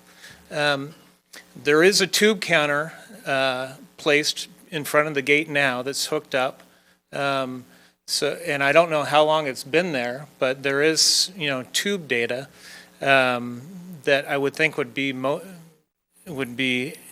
accurate, but that's probably a few percentage points off too. But basically, I think we need an accurate, verifiable vehicle trip counting mechanism. I don't know what the best way to do that is. We have several methods, but I think it's hard to say that the system now is the best system because of the inaccuracies. And thank you very much for your time. Questions for Mr. Jamison? Wait a minute, sir. You have a question. Mr. Jamison? Councilman Rennie. So I'm not sure how to word it exactly as a question, so maybe you can I'll tell you what I'm thinking and you can respond. So you did say that the 880 number we created was based on, I forgot the term you used, good data or something like that, but it came from the same census sensors, which we now are saying low. So when I think through it, I don't think that, there's a whole other question about whether we're really measuring them with something that's even more accurate. But if we figured out what the right number was using these sensors and then we measure to those sensors, it seems to me it doesn't matter whether you think they're low or not, because we basically created an arbitrary 880 number from data from the same sensors. So at least that's the way I'm thinking. Do you think I'm missing something, I guess is my question. No, but I mean, just the inaccuracies, these sensors, you may be able to bypass the sensor by, the sensor's in the middle of the outgoing lane. Maybe you can bypass it by going, through the mid side of it.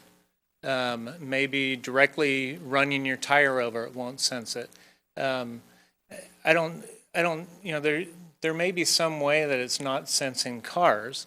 And also knowing that one of the sensors was disabled just brings up more questions on how reliable the data is. Okay, thank you. Thank you.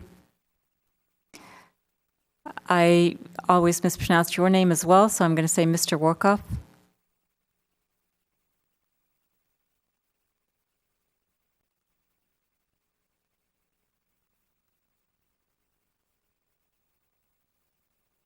Thank you.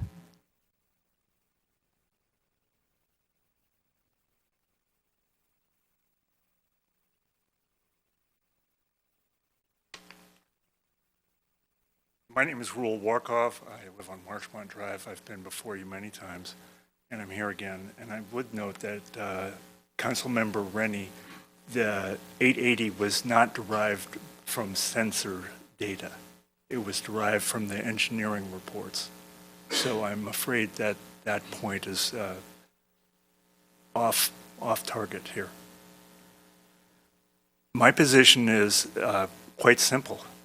The system isn't working today, and I would like to acknowledge Councilmember Leonardis, who suggested that an independent system be put in, but unfortunately that was not done.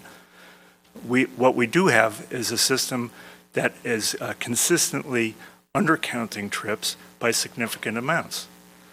The TJKM test showed up to a 49 trip difference on one of those days.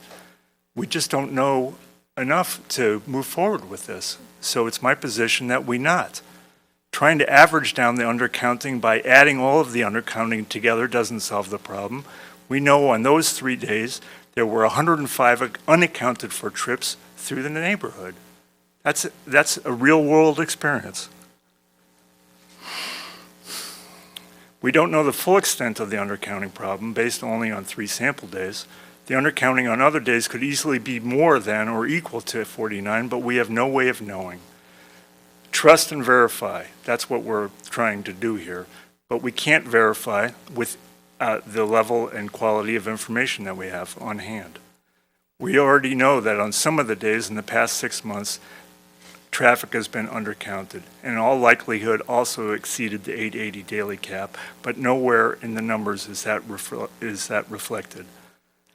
As Hillbrook increases its enrollment, its traffic will certainly increase, bringing us closer or over that 80 limit more often than not.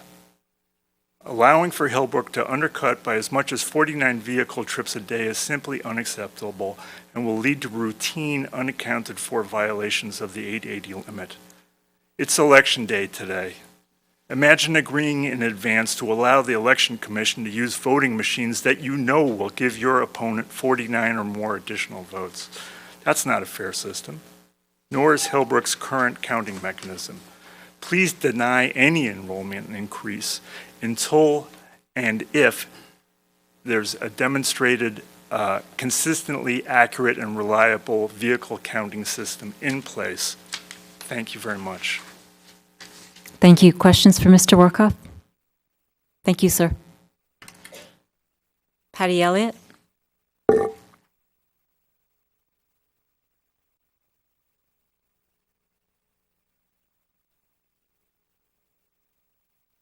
Forgot my glasses.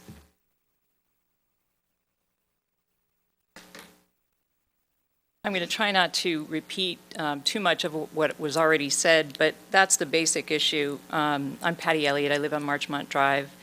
The system for counting vehicles in this CUP is critical to the enforcement of the 880 daily cap.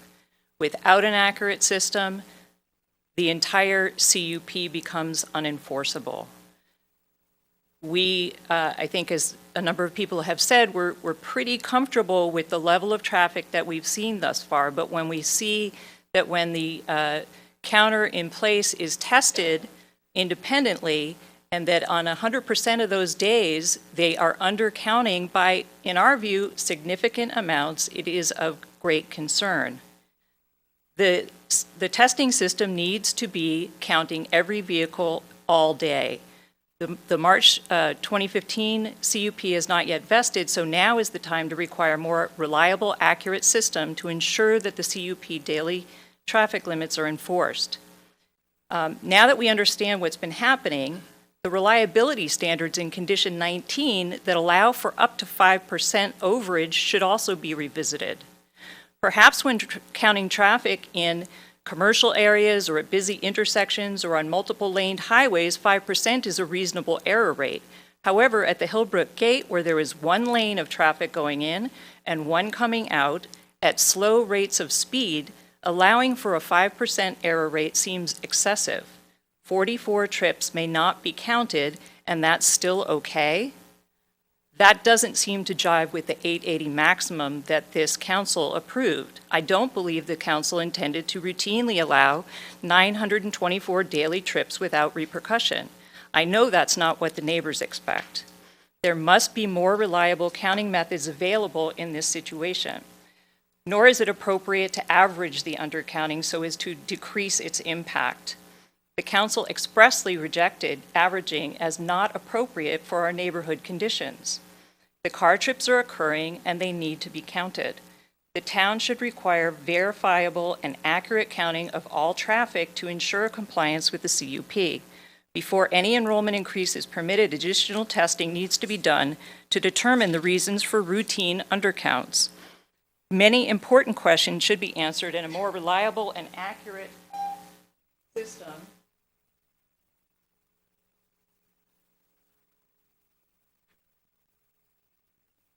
These are just some of the questions that I think are critical to answer before we move forward.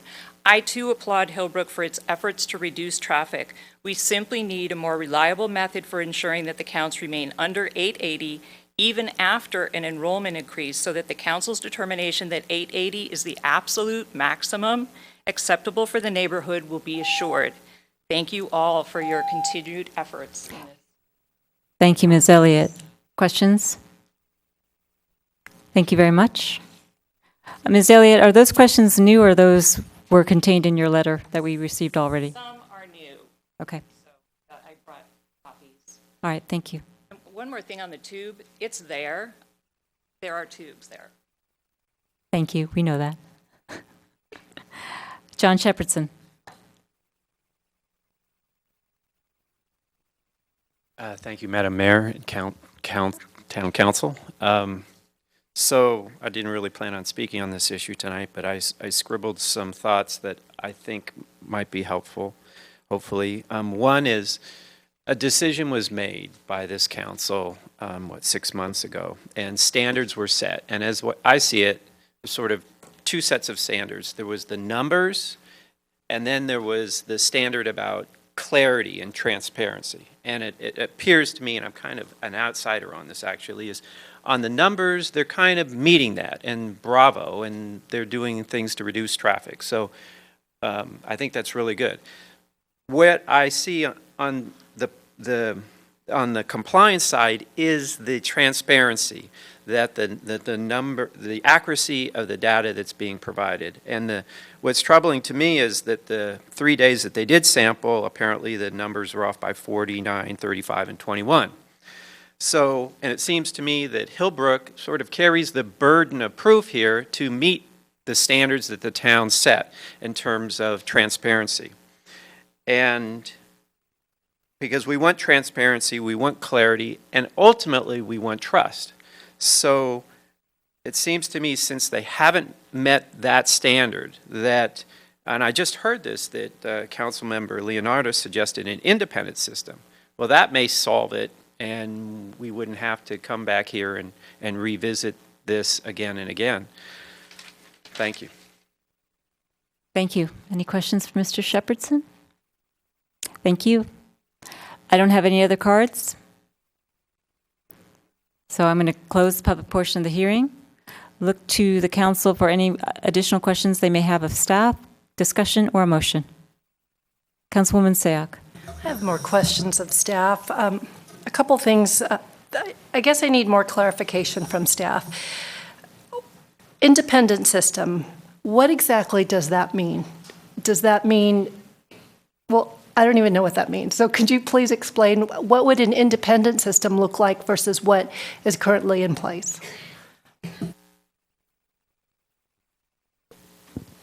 It would be very similar, but we don't know specifically. Okay, well then let me take a step back from that. Given the concerns you've heard about reliability of counting, and given what we've seen in the past 7 months, does staff have specific recommendations or alternatives you could provide that would make it more reliable to alleviate some of these concerns in the future? So as we did say in the memo, I mean, there is no system out there that you can say is 100% accurate. It'd be great if there was, but it just doesn't exist.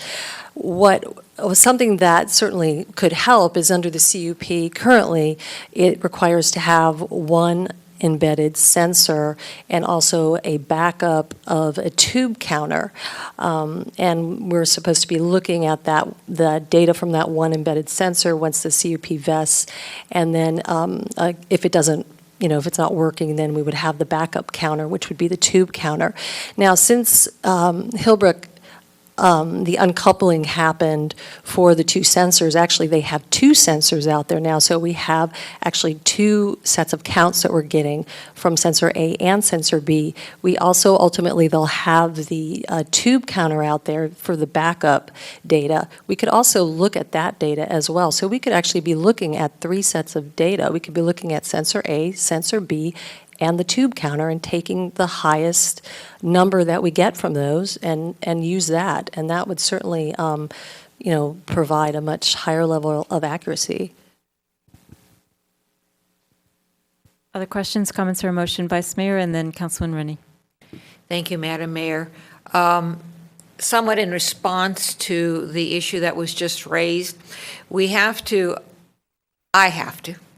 do it. I have to keep in mind that we are not dealing right now with the CUP that has not yet been vested. That CUP that has not yet been vested does require the sensor and the tube counter.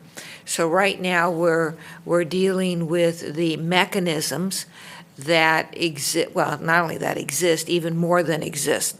So to the extent that there are better processes, these are processes that we have identified for use should the CUP be vested. Councilman Rennie. Thank you, Mayor. So this is the same question I had before we started public testimony. I'd like to understand from staff better what the verification system was that was used. It just says video. Was this a recognition software that was used, or somebody watched the video and made tick marks on a chalkboard? How did this work? And then ultimately, what do we think the accuracy of that gold standard is? So they set up videos, and actually somebody watches those videos. They fast forward them, and they go through, every day of count, and they, tick. They collect that data. So obviously there can be some human error in that if, that data isn't collected correctly when they're watching that video and they're ticking it, each car that goes through. Regarding the accuracy of it, again, nothing we know of is 100% accurate, because there certainly could be human error in that as well, double counting, not counting a vehicle. But, we do think it is probably a little bit more accurate than the census or the tube counters. However, it does require somebody to count all of those cars, every single day to implement a system like that every single day. It's also, there's a price tag involved with that as well. I'm not sure that's something that could really be put in place. So a follow-on, Mr. Hammer referred to the video had more in than out. Were they were counting incoming and outgoing with video? So there was a video that, on both sides, for cars coming in and cars going out, correct? And was there the discrepancy that he mentioned? I think he said 9 cars difference going in than coming out. Well, I don't know about specifically which day he's talking about. I do believe that there were some days that they weren't exactly the same. And again, that would have to do with how people were counting and being some human error there. Okay, thank you. Any other questions? Councilman Leonardis. Thank you, Mayor Jensen. Well, I'm not surprised that the data is being disputed by the two different sides here. It's hard to believe that in Silicon Valley that we can't get an accurate count. You know, they seem to be able to take a photo of your license plate every time you cross the bridge toll and you don't pay it. Why can't we take a picture of every car and count every car automatically? I mean, when I suggested an independent third party count the data, it's because the data, I think, will always be disputed unless we have a third party firm count the data, and that's what I meant by that to answer Councilmember Sayok's question. I don't know what this costs, but it's probably a lot cheaper than the time we spend doing this, and if it's something that can be implemented in the next 6 months or something, I would be supportive of that concept, but I want to hear what other people have to say. Based on what we have now, we still have a dispute, so you have to pick one side or the other, and what is fair? I don't know. I don't know. Okay, I'm going to pick up on the Vice Mayor's comment and remind the members of the council that what we are not doing tonight is reconsidering the CUP that we passed in January. What we are doing tonight is considering whether, in accord with, on page 2 of the CUP, paragraph 16, initial review, 6 months after the date of this approval, the town council shall review the school's compliance with the maximum number of daily vehicle trips. At a publicly noticed hearing, town council will consider whether there is merit to increase the number of students from 315 based on compliance with the maximum daily number of vehicle trips. This review shall be completed at the school's expense. So we're not considering whether we want to change the conditions. We're considering, based on condition 16, whether we think that we now want to give the school permission to add the 33 students that's part of the CUP. So there may come a time when we want to change the conditions and change the counting methods, but right now the question before the council is, do we think now that there's merit in Hillbrook's request, given the information that we have before us, based upon the counts that were done and the explanations that we have from staff? Have I gotten that right, Mr. Schultz? Okay.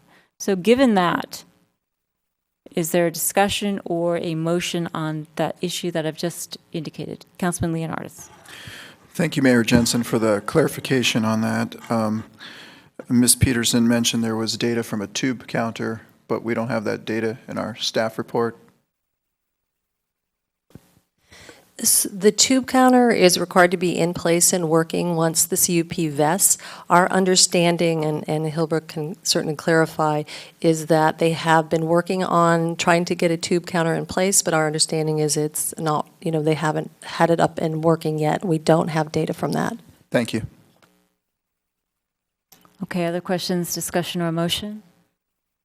Okay, I'm just going to go for it and see what happens. My motion is going to be to approve, or I don't know the right words to say to use it, but to allow Hillbrook to increase its students by, I think it's 33 in the existing CUP. Sorry? Okay, 33, thank you. As contained in the CUP that was approved in January. And the reason I'm going to do that is that I know that many of you have been here for meetings regarding Hillbrook before, and this is very unlike those previous meetings. And I'm happy about that, and I'm glad to see that there is some at least understanding and appreciation on both sides for the needs of the neighborhood, and the effort that Hillbrook has made for its traffic demand management, which has been, I think everyone acknowledges, largely, if not almost entirely successful. I think it would be a good thing for the council to encourage Hillbrook to keep doing that. Now, Hillbrook may, of course, choose not to vest its CUP. We don't know. I think that it's appropriate, and it's contained actually in one of the conditions of the existing CUP for the TDM, and it certainly could be used for other counting purposes. But as systems become available or conditions become available that are more accurate, more reliable, better, that we can switch to those, I think it would be appropriate to do so. I know that the neighborhood will continue to monitor it. I'm pleased that they are saying that the traffic in the neighborhood is better. Certainly in my experience it is. I think that we could continue to debate this ad infinitum as we have for many, many years. I'm really hopeful that we will not. I'm really hopeful that Hillbrook will continue in its good faith. The neighbors will continue in their good faith and inform us when there's something that is very wrong that we need to take up, and we certainly can. But I think it's time for us to go forward with this, try to put the controversy behind us. We have a year condition in the existing CUP to come back and review it again. So for those reasons, my motion is to allow Hillbrook to increase its enrollment by 33. Vice Mayor Spector. Thank you, Madam Mayor. One cool thing about the iPad is like you can go quickly back to, the month that we considered this last, and then look at quickly find the minutes. And so I did that. What our minutes said we were doing this evening is determine whether there is merit to allowing applicant to move forward with new CUP and increased number of students. So I focused on that, whether or not there is merit. And in looking at whether or not there is merit, I was fully aware of the fact that whether you use the video or the tube or the sensor, the numbers were slightly different, but not significantly different. And those numbers, even though they were slightly different, were still relatively low. And they were relatively the same, consistent. And so based on those numbers, based upon the relative consistency of those numbers, based upon the fact that the traffic has decreased, based upon the fact that the testimony here this evening is that the neighborhood is much better than it used to be, based on all those factors, I think there is merit to allow the applicant to move forward, and that's why I am seconding your motion. Other comments or questions on the motion? Councilman Leonardis, then Councilwoman Sayoc. Thank you, Mayor Jensen. So for clarification, what happens 6 months from now? We review more data? There's a condition in the existing CUP. Yeah, thank you. And I'm looking to see for the paragraph number. We don't want to talk over each other, so I'm finding the paragraph number. It's condition number 25. Thank you very much. It requires an ongoing compliance review, not for just 1 year, but for the life of the CUP if it is in fact vested. So for staff, if this motion were to pass this evening at the 1 year mark, if they are not in compliance, the new CUP does not vest? Is that correct? In other words, the 33 students could be revoked at that point in time? No? See, I try to forget this stuff. And I think I did. So the first step, if the motion was to pass, would be waiting to see if Hillbrook actually vests that by telling us that they have increased the students. If they do say they're increasing the students, then they have to comply with all the conditions in the permit, including paying any penalties if they go over and making sure that they've got the tube counter and the other sensor. So all the conditions would then vest, and they'd have to comply with them. At any time, although there is an annual review that would occur while that's going on, while they're vested, at any time you can also take up the issue of modifying the CUP if there's any issues that arise. So, and if they do not vest, the other issue, if they do not vest and the old permit still is in place without all these conditions we've worked on, then the issue is whether we bring it forward for our unilateral modifications of the current permit. Thank you. Councilwoman Sack. A question and then some comments. The next question of staff, if you could just kind of walk me through, Councilman Leonardis started it, the next step. Should they vest, the monitoring data would be reviewed only at 1 year, or is there a monthly review? Condition number 25 states that the Planning Commission shall conduct an annual review upon the completion of the 6-month initial review, which is what we're doing now. I think our intention is to continue to work with Hillbrook and continue to post the monthly data as mentioned in the staff report, so that way it's as soon as it becomes available for the prior month, we will post it. So there'll be that ongoing availability for the public as well as staff to be monitoring. Okay, and then some comments. I think, I appreciate all the comments and concerns that have been addressed tonight as well as through the written comments. And a lot of it had to do with monitoring and the accuracy. And as we heard tonight, there's no method that is 100% reliable. And so what I'm doing is I'm taking a step back and looking at, have we met the spirit of what we were trying to accomplish? Did traffic decrease in the neighborhood? Did your summers improve with noise and traffic? And based on what I have heard through testimony and as well as through written documents, that answer is yes. And if you take a step back and you look at where we were last year and where we are now, I would say we've made a significant improvement.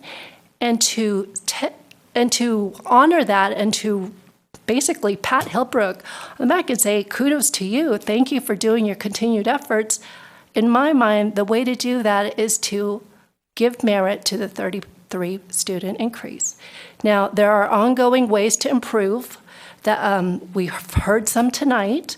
That's done through the CUP process, and that CUP process can only be improved if they vest it, and the only way to vest that is to allow them to increase in student enrollment. So we're in a quandary where we have to take the next leap forward, and the only way to do that is to continue this trust that we've begun to bridge and just basically hope for the best, as the speaker said, that we've improved our relations. It's obvious that the effort is there. I mean, they were here this morning, earlier tonight, for Safe Routes to School. They've showed the continued dedication to improving all of our routes to school, and I think for that reason, I would support the motion. Any other comments or questions? Councilman Rennie? Thank you, Mayor Jensen. One of my concerns that all along when we first created this CUP was whether it really allowed Hillbrook to add students and whether they would take the risk to add students. We already know they're going to lose the Breakthrough Silicon Valley, which is important to them, and I think it's a good program, and I'm sorry we're going to lose that. But they also remember they're taking a risk if they add students and then they start paying fines, and I can't remember if we actually lose students or not. So I'm not so sure even if we allow them to add students, that they're going to add students. And, so that gets to my concern that, we're at a good car level, good traffic level. I heard lots of testimony that the neighbors feel like it's greatly improved. And I want to lock in that improvement. To lock that in, we need to get Hillbrook to vest the CUP. The CUP expires at 2 years. So if we say, give us another 6 months, then we'll decide, and we keep dragging this out, then we're going to lose the CUP completely, and we'll be starting over. So I'm in favor of trying to get them to vest this, and to do that, we need to actually ask them to add cars, and not add cars, add students, and somehow not add cars, in order to vest the CUP. Any other comments or questions on the motion? Okay, I'm going to call the question. All in favor? Aye. Aye. Opposed? No. Passes 4-1. Councilman Leonardis is opposed. Thank you all for being here. We appreciate your continuing concern and your vigilance. I know you will keep it up. Thank you very much for your comments and your written comments and documents. We really, really hope that your neighborhood and Hillbrook's example can serve as an example for the rest of the schools in Los Gatos, and we can start solving some of those problems with our traffic in our schools. So thank you so much for taking this on, all of you. And we're going to move on to item 17.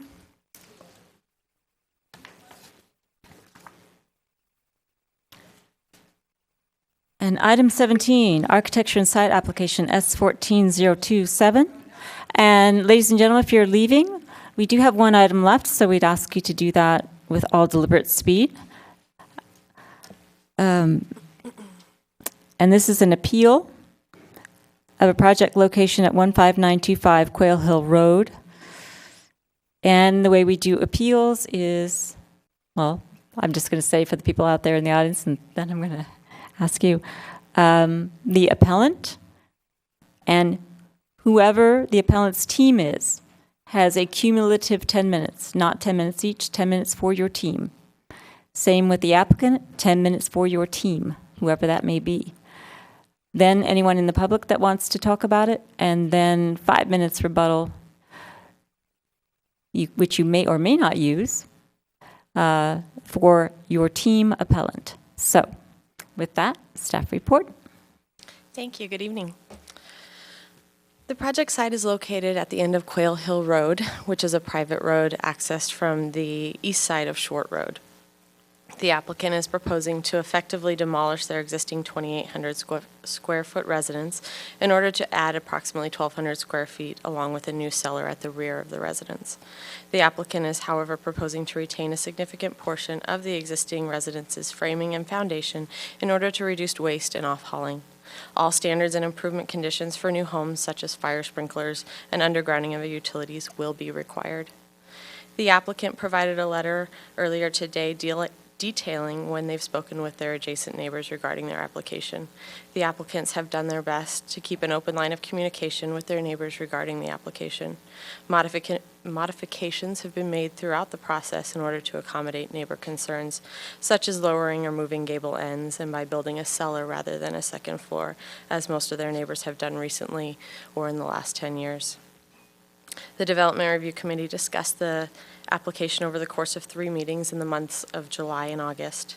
The concerns stated by the appellant during those meetings were in regards to privacy, parking versus landscaping in the front setback, and their main concern regarding the shared easement over the appellant's property for access and utilities. The DRC approved the application on August 18th, and the application was appealed on August 20th.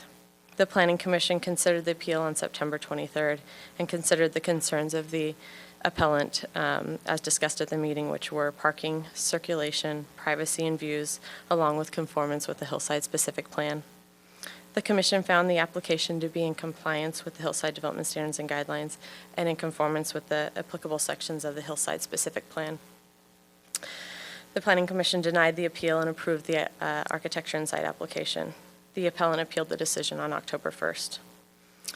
The appellant has provided justification for the appeal based on the requirements of town code, and their statements and staff's responses are provided within your report. Story poles were installed more than 6 months ago, and notices have been sent out to all neighbors within 300 feet for the initial DRC meeting, and I don't have the date in front of me, I apologize, as well as the Planning Commission meeting on September 23rd, as well as tonight's meeting. Many of the adjacent properties have been remodeled similar to the applicant's request recently or over the last decade, and the proposed residence would be similar in size and scale to those around it. The application conforms to the requirements of the zone, the Hillside Development Standards and Guidelines, and the Hillside Specific Plan.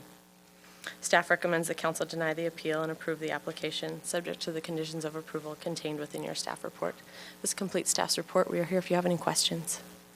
Does anyone have a question of Ms. Mosley that they need answered before we begin the public testimony? Vice Mayor Spector. Thank you, Madam Mayor.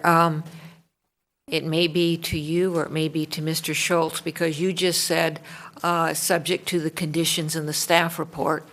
But we have had a recommendation from the town attorney that modifies one of those conditions, and I was wondering if you could share that with us so that we're all talking about the same thing. Sure. The one issue that I brought to your attention is based on correspondence, is changing the language in the easement agreement that is required to make that requirement the time of prior to building permits as prior to occupancy. Either way is acceptable from a legal standpoint, but certainly from a risk standpoint, it reduces the risk even more to the town if it's required prior to the building permits. Thank you. Other preliminary questions? Okay. So I'm going to call up the appellant, and while you are coming up, it's going to be Brad Kruskup, Dana Kruskup, and John Livingston. And Mrs. Kruskup and John Livingston, if you can come up and sit in the front in case that there's some question that might be directed toward you during the 10 minutes. And again, for both the appellant and the applicant, you have 10 minutes, but you don't need to use them all. I was going to do, and before you start speaking, I was going to make sure for the record, just by show of hands from the council, has everyone visited the property? Okay, and we go. All right, so I'm hoping that you can make that a little bit bigger because that's very hard to see.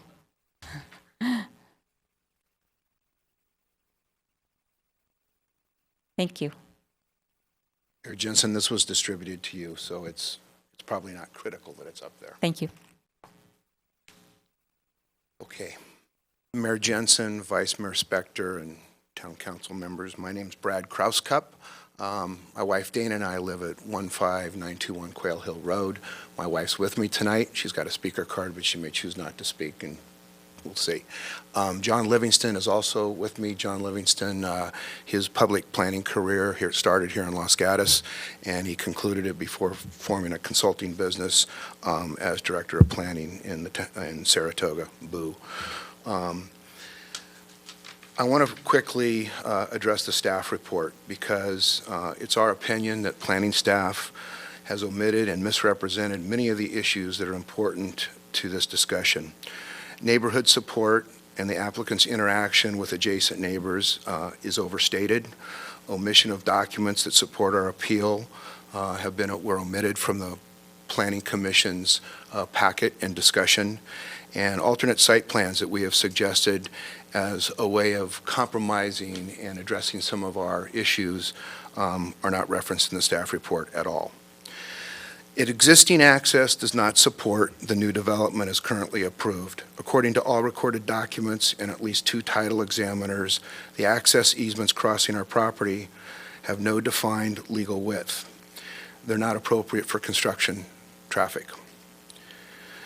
The recorded road maintenance agreement for Quail Hill Road does not allow for large trucks that are required for the new construction, functions such as excavation, grading, concrete placement, and others. The applicant has filed a claim with their title company in connection with the misrepresentation of existing legal access rights. First American Title Company's attorney has contacted our council to schedule a mediation hearing. The applicant has not provided documentation of proof of private access at the initial project review stage of the project as required by the Hillside Specific Plan.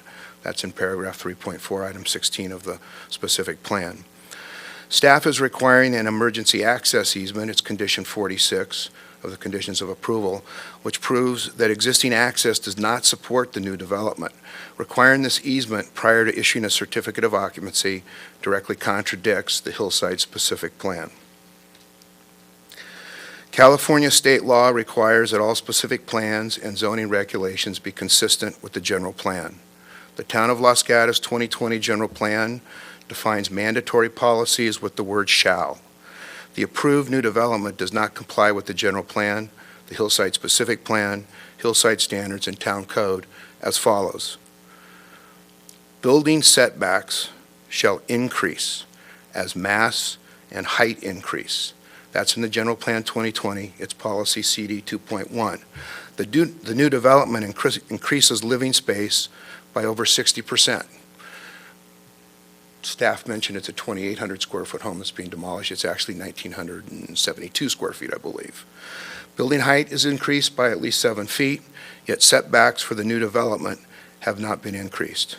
Again, building setbacks shall increase as mass and height increase. It's a general plan policy. As a guide to developing a circulation plan, 2 means of access shall be provided to all areas. If dual access is not available, the land use intensity shall be limited in accordance with the access provided. That's in the Hillside Specific Plan, paragraph 3.3, item 6A.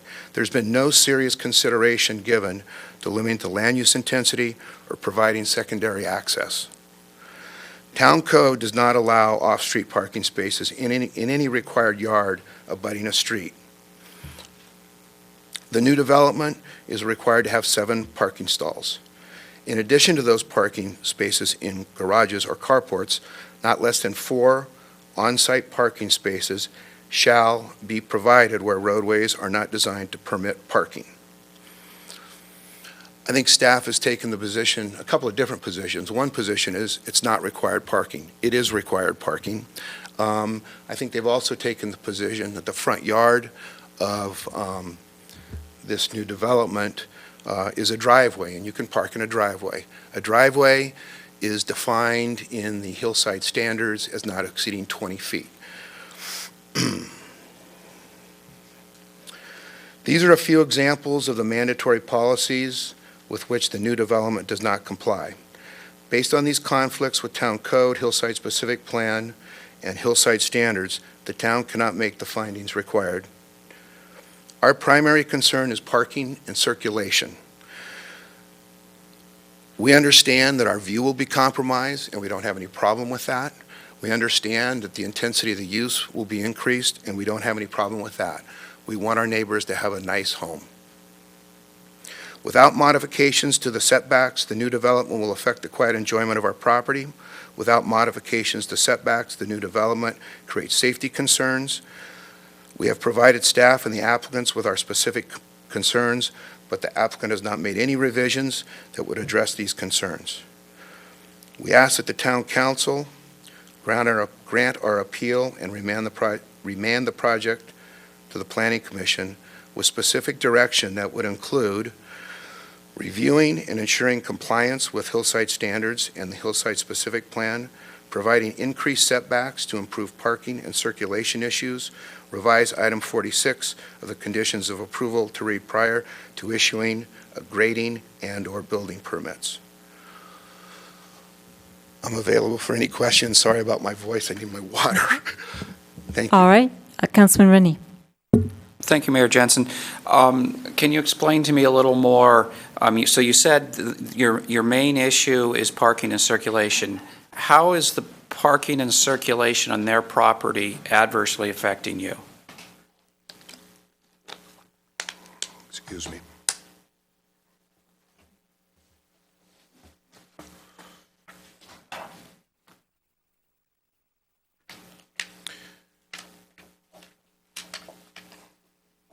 The new development, which does increase the occupiable square footage, increases by about 60%.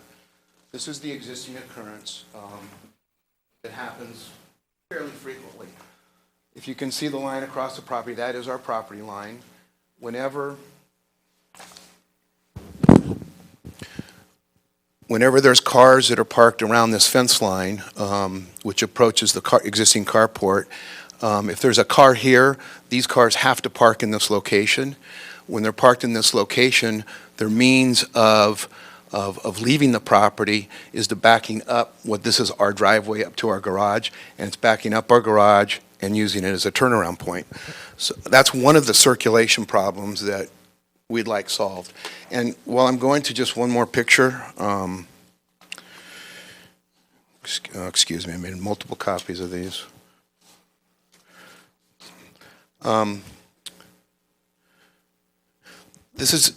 Obviously this isn't a daily occurrence, but when there's service vehicles, this is PG&E coming to hook up utilities a couple of weeks ago. That PG&E truck is parked there. My wife is in her car trying to leave the property. You can just barely see another vehicle approaching, And it becomes quite a mess and quite an obstruction for us to get in and out of our driveway. There's also some safety concerns. When we're backing out of our driveway, I did a little test and I have some pictures, but I won't bore you with them unless you'd like to see them. As you back down our driveway, at the base of the driveway, you can't see anything that's 3 feet or less at any time backing out of the driveway. There's no barrier between the two properties, and so any car that's backing up to leave from the applicant's property, potentially we can't see it. A child on a bike or chasing after a ball or something like that, it's very difficult when you back out of our driveway to see behind us. Those issues can be solved, I think, rather easily. We're not asking for the house size to be reduced, the height to be reduced. We're asking for the setback to be increased.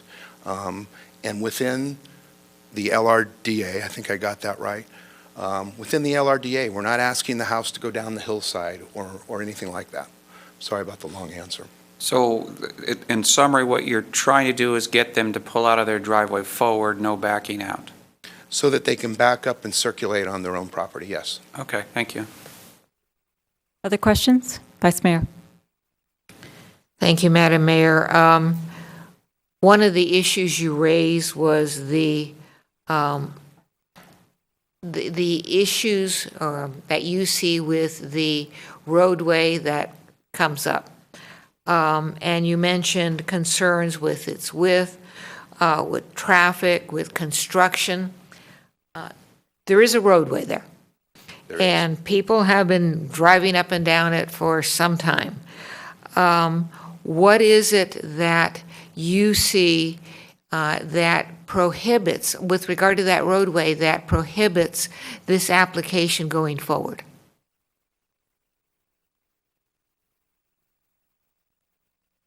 There's a couple of things. As the easement currently exists, there's no width. There is a grant deed from 1958 that established the legal right to that easement, and it did not create width to it. Now, vehicles have been traveling to our next-door neighbor's house for years. There's no question about that. Is there a process in which a width can be obtained? Sure. I don't know what the result of that process would be. But one thing that hasn't occurred is there hasn't been construction traffic going across our property 30 feet from our front door. And in 1994, there was a recorded document, the road maintenance agreement for Quail Hill Road, that prohibits large vehicles like construction trucks from passing across our property and on our road.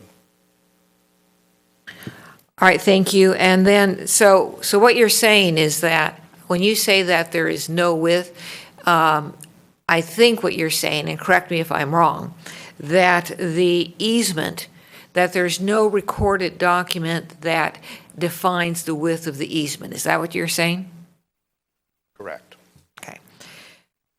And then what I also hear you saying is that with regard to construction, yes, cars have been driving up and down your roadway, but there's never been construction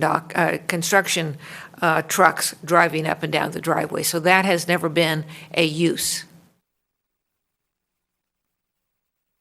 Not that we're aware of. We bought our house 6 years ago. Our house was remodeled. I'm not aware of just how that was accessed. The only other construction that has been done on the section of the road that crosses our property is a next-door neighbor that did a minor remodel. So crossing our property with construction vehicles, no, that has not occurred to our knowledge. Thank you. Councilman Leonardis. Thank you, Mayor Jensen. Mr. Krauskopf, you mentioned that the home could potentially be moved, I guess, towards the right to increase the amount of setback. Is that correct? Yes. How much do you estimate that would need to be moved in order to make everyone's life happy or happier?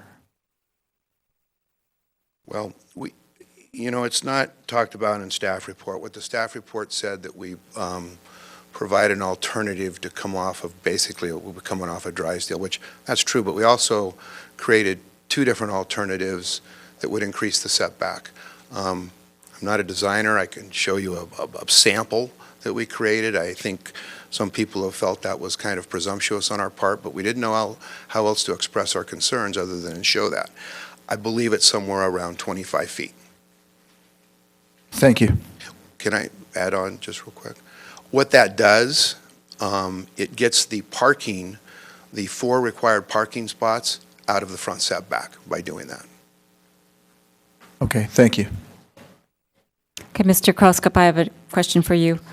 I am not going to be able to tell you which exhibit this is among the documents, but I'm looking at an April 26, 2013 letter from Ronald Rossi to Mr. Payne, who I think was the previous owner of the property next to you, indicating that he represents you and your wife, and talking about the Quail Hill Road agreement. And he cites the various provisions of it. And the one that has to do with, you're saying there's a prohibition against construction trucks. So I'm going to read you what this says. It says, the road's use shall be limited, comma, to the extent possible, comma, to lightweight rubber-tired passenger vehicles and light trucks used for the provision of residential services. So I'm curious as to why you think that creates a prohibition for construction vehicles. I think we can all guess on what the intent of the language is, but I think the language is fairly clear that it says it's limited to lightweight vehicles. Okay, I'm sure that you and I have both seen pickup trucks that do construction, but leaving that aside, the interpretation, but that's what the agreement says. Want to make sure that I'm looking at the transcript from the Planning Commission hearing on the 23rd, and part of your testimony was regarding the easement, and I'm going to paraphrase for you, but you said, well, I'll just say what it says. Marnie mentioned, and I admit it, we have made a big deal out of the easement thing. It's not the issue here. Do you stick by that statement? The easement is an issue currently. We'd like to what I meant by that was we would like to resolve the easement issue with our neighbor, and we're prepared to do that. We want to memorialize an easement that could provide them access, for years. We think it's a difficult situation, an undefined situation right now. Okay. Other questions for Mr. Kroskup? Okay, thank you very much, sir. Okay. Now the applicant, and I apologize for either getting this wrong or right, Vierhus, Mike Vierhus. Mike Vierhus, you're the architect, and Sabrina Dong, the owner, I assume. So collectively, you have 10 minutes, which you don't need to use all of. Okay. Again, I'm the architect on the project, and to reiterate what Marnie already said is we're approved at DRC, where the fire department, the engineering department, the planning department all understand and reviewed the hillside guidelines, and the appellant has since then been complaining or saying that we don't meet the hillside guidelines, and yet we've been determined that we did by staff, engineering, and fire. Fire's been up on the road. Fire said the road's fine for them. And then this is what I think what we didn't have at the first meeting that I think will be really helpful to see what's going on here. I'll start with just an overall of the property, okay? This is the property that we're talking about. This is Brad's house, okay? And you can really understand when you see this what his issue is really. This is the road that's the contested easement that's being discussed right here. And of course, he doesn't like this easement running through the middle of his property, and that really is the whole, everything else is smoke and mirrors. He wanted us to come in from this road so that we could abandon this, which of course would allow his property to be greatly improved, which of course he bought it with the easement, but he'd like to see it go away. So he tried really hard to make it go away and try to talk us into going this way. The town will not let you go into a slope like this. He knew it. He's been told many times, so he abandoned that one. His next challenge, of course, is the width, which is being dealt with, and that's already being handled somewhere else. So now if I get in closer, we can talk about the other issue that he's raising is parking. And you can understand why he sees a problem with the parking. His home is larger than ours. His home is 2 stories. His home is higher than ours. And his parking situation at best is 6 cars in a tandem situation crammed up against the property line. And his only turnaround spot, of course, is here. And he's arguing that our gracious parking for a much smaller home with a bigger setback is not limited. And he wants to see us push the home back to provide, I guess, his back out space, because we have plenty of back out space.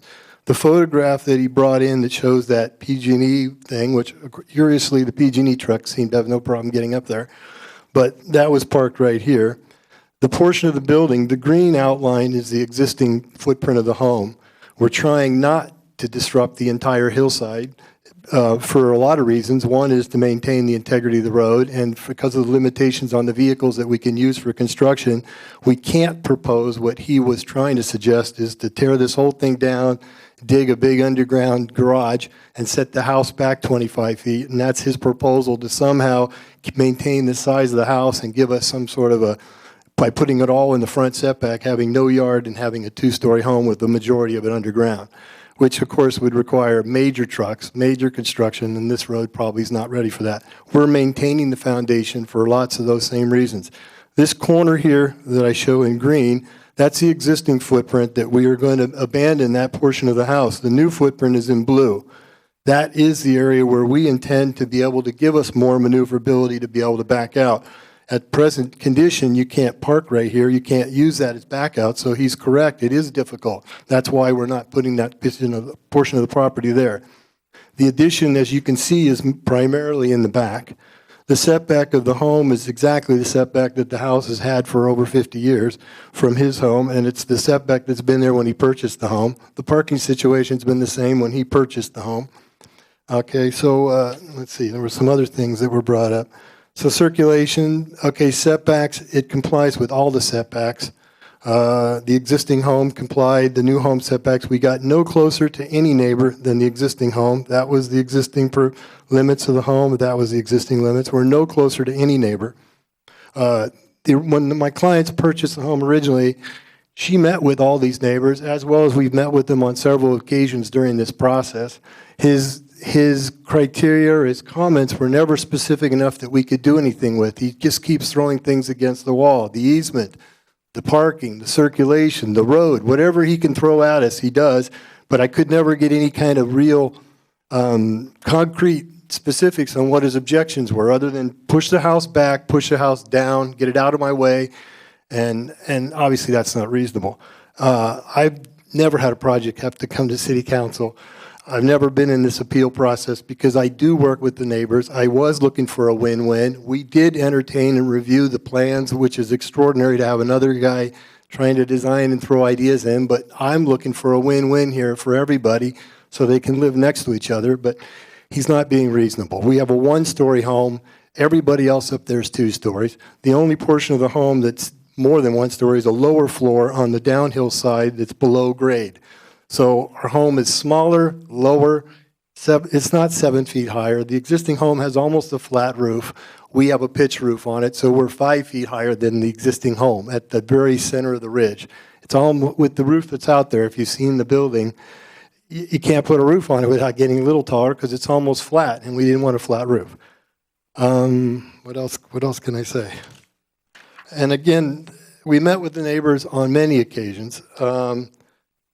And this thing's been approved. It was unanimously, his appeal to Planning Commission was unanimously denied. Thank you. Other questions? Oh, Sabrina wants to okay. Come on up, you still have time. Good evening, everyone. My name is Sabrina. I'm the owner of the house. So I just want to brought up this document I got from the title company, which actually dated before the document that was submitted by our neighbor. It's a grantee. It actually has a 20-foot wording on there.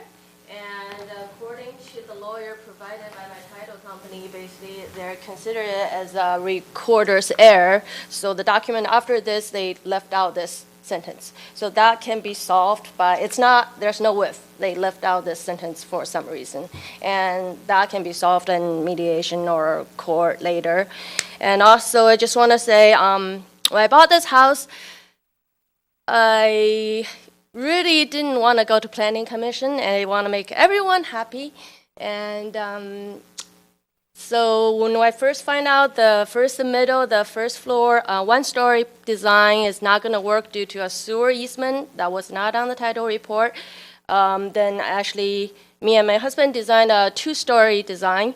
And well, that was Marnie was on maternity leave, and I worked with Joe. I showed him the design, and he mentioned maybe I should talk to the neighbors, which I did. And doesn't seem like they're gonna agree with our project. So that's when I hired Michael to design a project that everyone would be happy with. And I emphasize, I only want to do DRC and don't want to go to planning commission.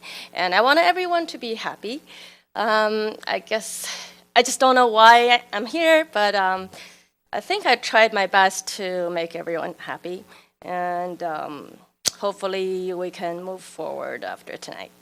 That's all I'm going to say. Oh, and also regarding for the neighbors, and I did meet all the neighbors.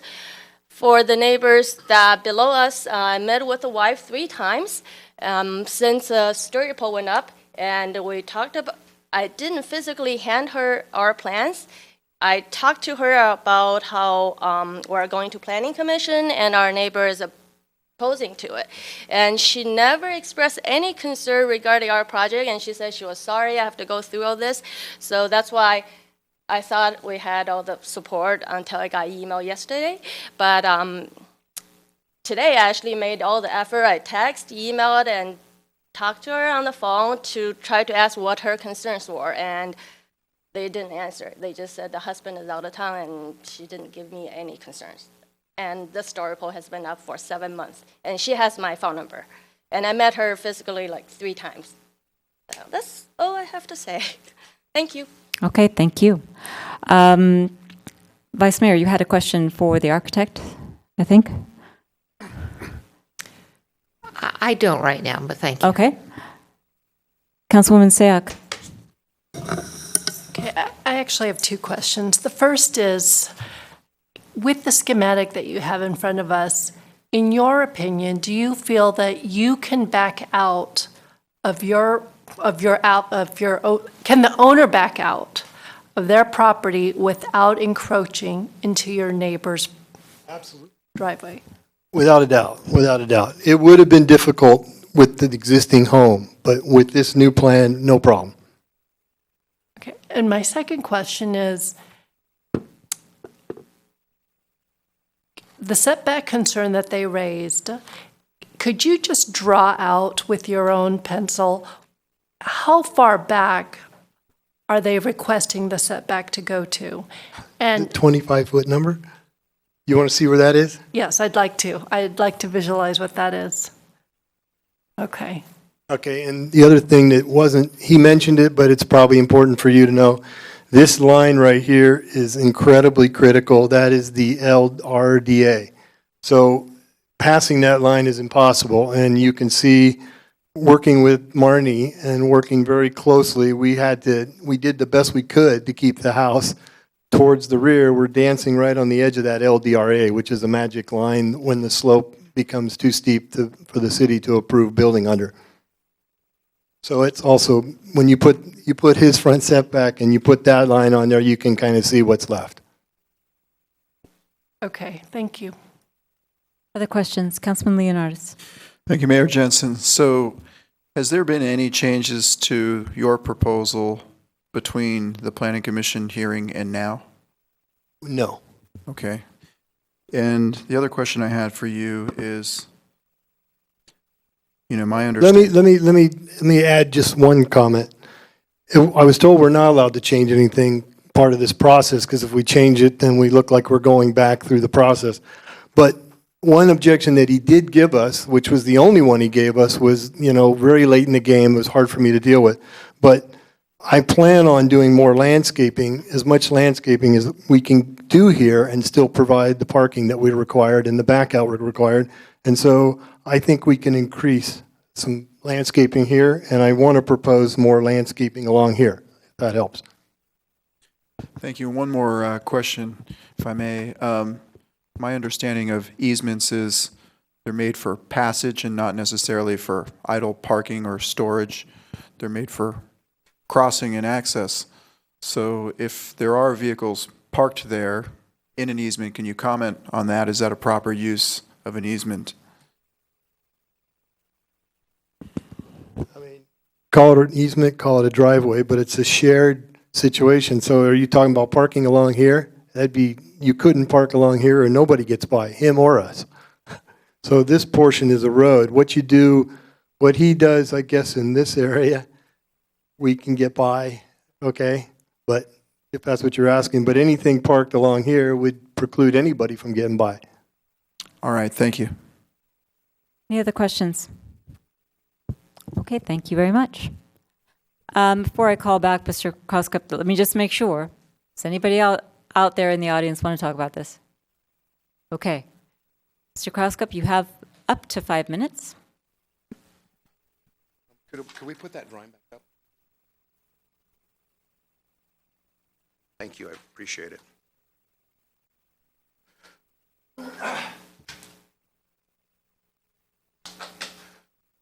I'm pretty sure this is an accurate comment. The last time we met with the applicant was on May 1st. Since May 1st, I've asked for 3 additional meetings in writing, and they have refused to meet with us, saying they're going to move forward with the plan that's been put in front of us. I have a letter that I was copied on that went to Marnie yesterday from Arvin Karavi, I believe is his name. We met with Arvin and his wife on Sunday evening because we wanted to explain our concerns and why we took this to appeal. And I'm just going to read it real quick for the record. Dear Ms. Mosley, on Sunday evening, my wife and I met with our neighbors Brad and Dana to review the new development at 15925 Quail Hill Road. We were surprised to learn that it has been represented by the applicant and their architect that we support the project. We have not been approached by the applicant or their architect, nor have they provided us with any information. We have limited information regarding the project, but based on what we know, we have some concerns about the project. We would request the town council to either continue the project or grant the appeal and return the project to Planning Commission for further review. You have 2 out of 3 adjoining neighbors asking you to return this to Planning Commission for review. You don't have 2 adjoining neighbors supporting this project, as is in Mr. Verhaas's summary. Mr. Verhaas's summary is very misleading. He says that 2 neighbors support the project. I don't know if 1 neighbor supports the project. Mr. Vera says that the floor elevation matches existing. Well, there's nothing to document that. There's never been a massing study that shows these 2 homes next to each other and how they function together. 5 out of the 9 homes on Quail Hill Road are single-story homes or partial, or are single-family homes. 4 of them are partial 2-story homes. There's a bunch of inaccuracies in this. What Sabrina put up on the board here was a deed of trust from Bank of America in 1957. It was not conveying title to any width to this easement.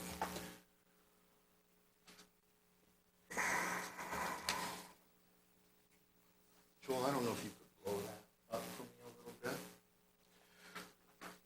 This is one of many options that we would be more than satisfied. The smoke and mirrors comment, we want them to be able to pass over this driveway. We want them to be able to build a home next door, but we want to solve circulation and parking issues. I don't think that's too much to ask in a new development. A new development, it seems to me, should try and improve the existing conditions if it can. That general plan language that says a house that increases in height and mass, it should increase the setbacks, and that's what we've asked the applicant to do. That line is not back at the LRDA. That house represents about a 3,800 square foot house with a partial basement below, just like what they've proposed. It retains the existing carport in the lower left, it retains the guest house that's down the hill. The house is built entirely within LRDA. I don't think it's too much to ask for the applicant over the period of the last 6 or 7 months to take serious consideration to an alternate site plan. Okay, questions for Mr. Krauskup? Councilman Leonardis. Thank you, Mayor Jensen. Mr. Krauskup, can you put that previous diagram back up with the cars?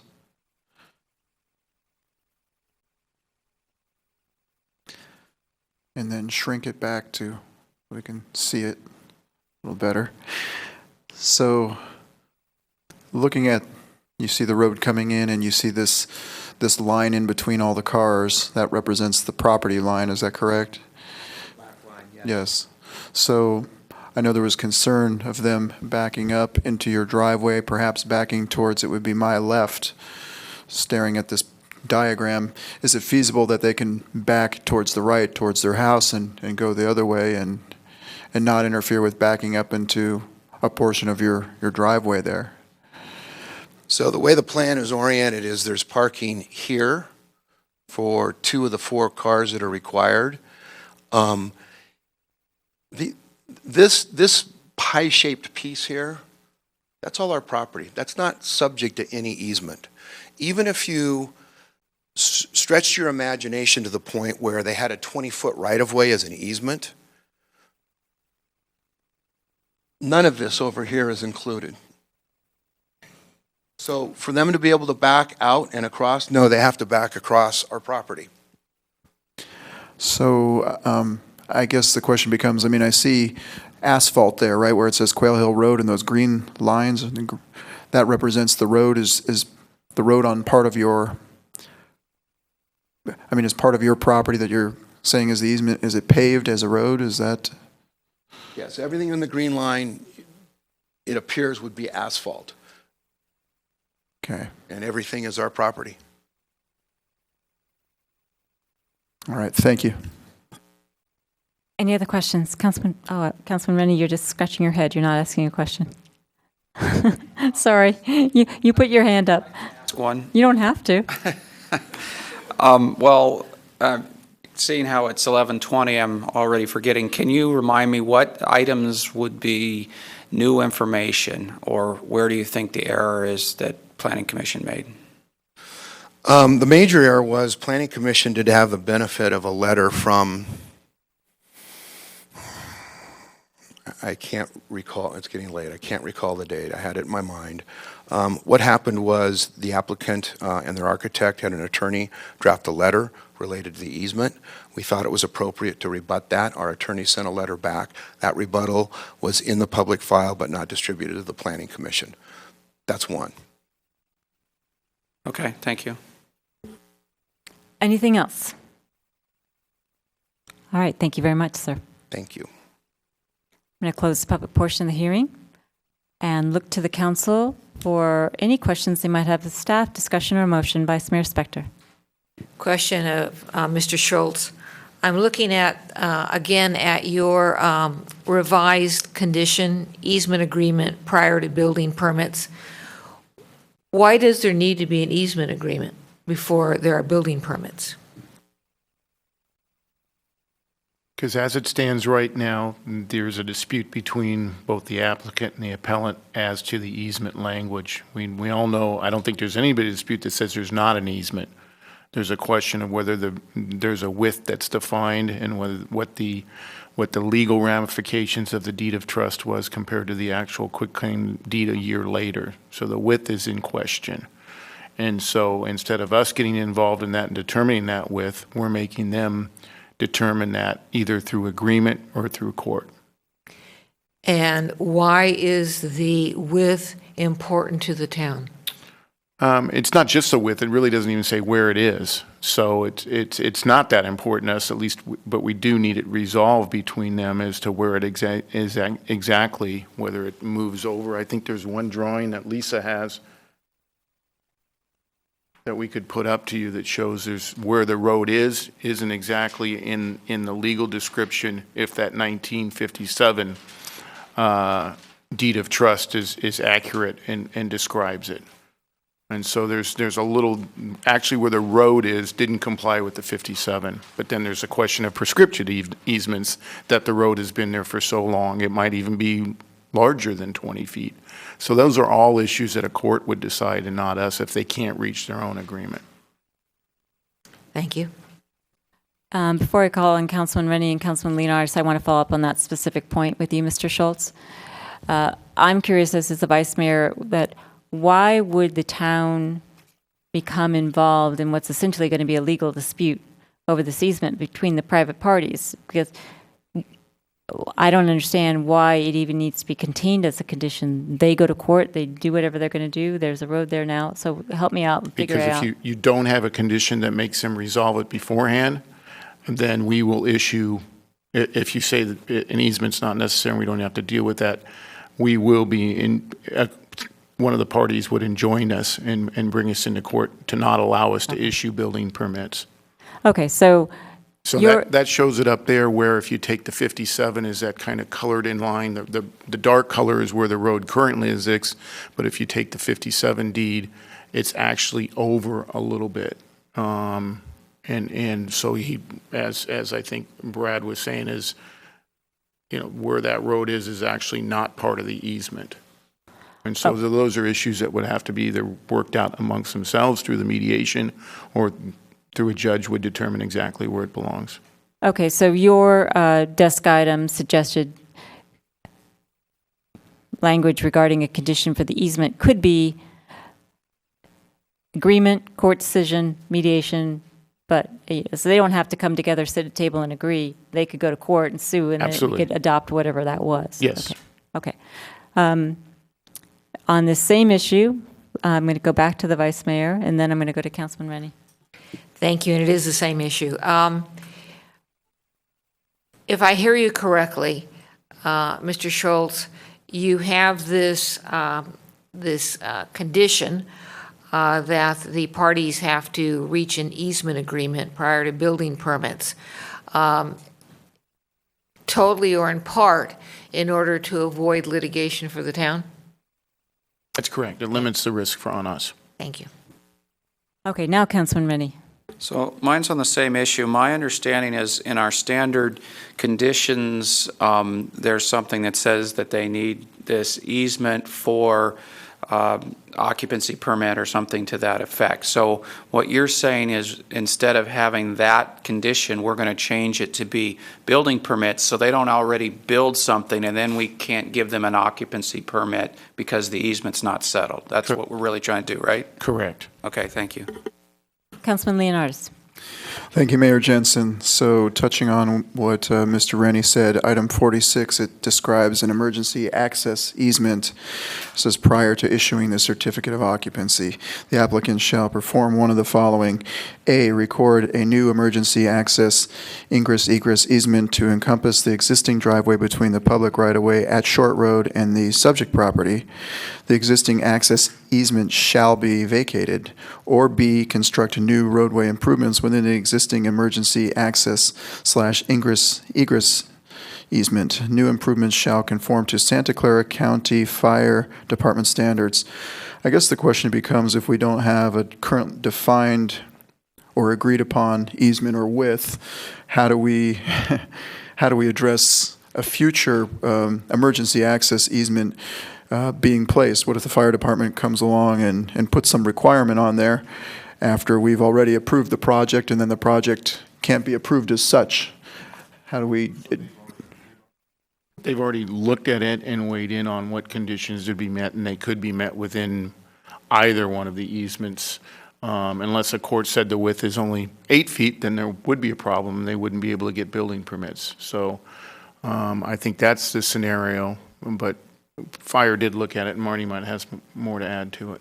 Yeah, so that condition was drafted up by engineering prior to the fire department doing a fourth site visit and confirming that the condition of the roadway is as it is and it is sufficient. They will make do with what's there. There is no way to improve it such that it would drastically improve their circulation capabilities up there. So they would not require a fire turnaround. They would use the existing improvements as and additional improvements as best they can. So just to follow up, if there is a dispute about the easement, they go to court and it comes back and the existing easement is not what we think it is, wouldn't that affect that condition of approval? If the location of the easement is In other words, significantly changed, deviates from the current location of the roadway, shifts one way or the other, staff would have to work with the applicant and the appellant to resolve the issue. I guess wouldn't it be prudent to resolve the issue up front, being that it looks like there's a dispute and it will probably end up in at least mediation or court? For instance, if there is no set width of the easement, if the easement, it could be 100 feet wide, it could be 5 feet wide, who knows, right? There has been use of vehicles going through it, and it appears the way it is paved in such that a truck can get up there and turn around.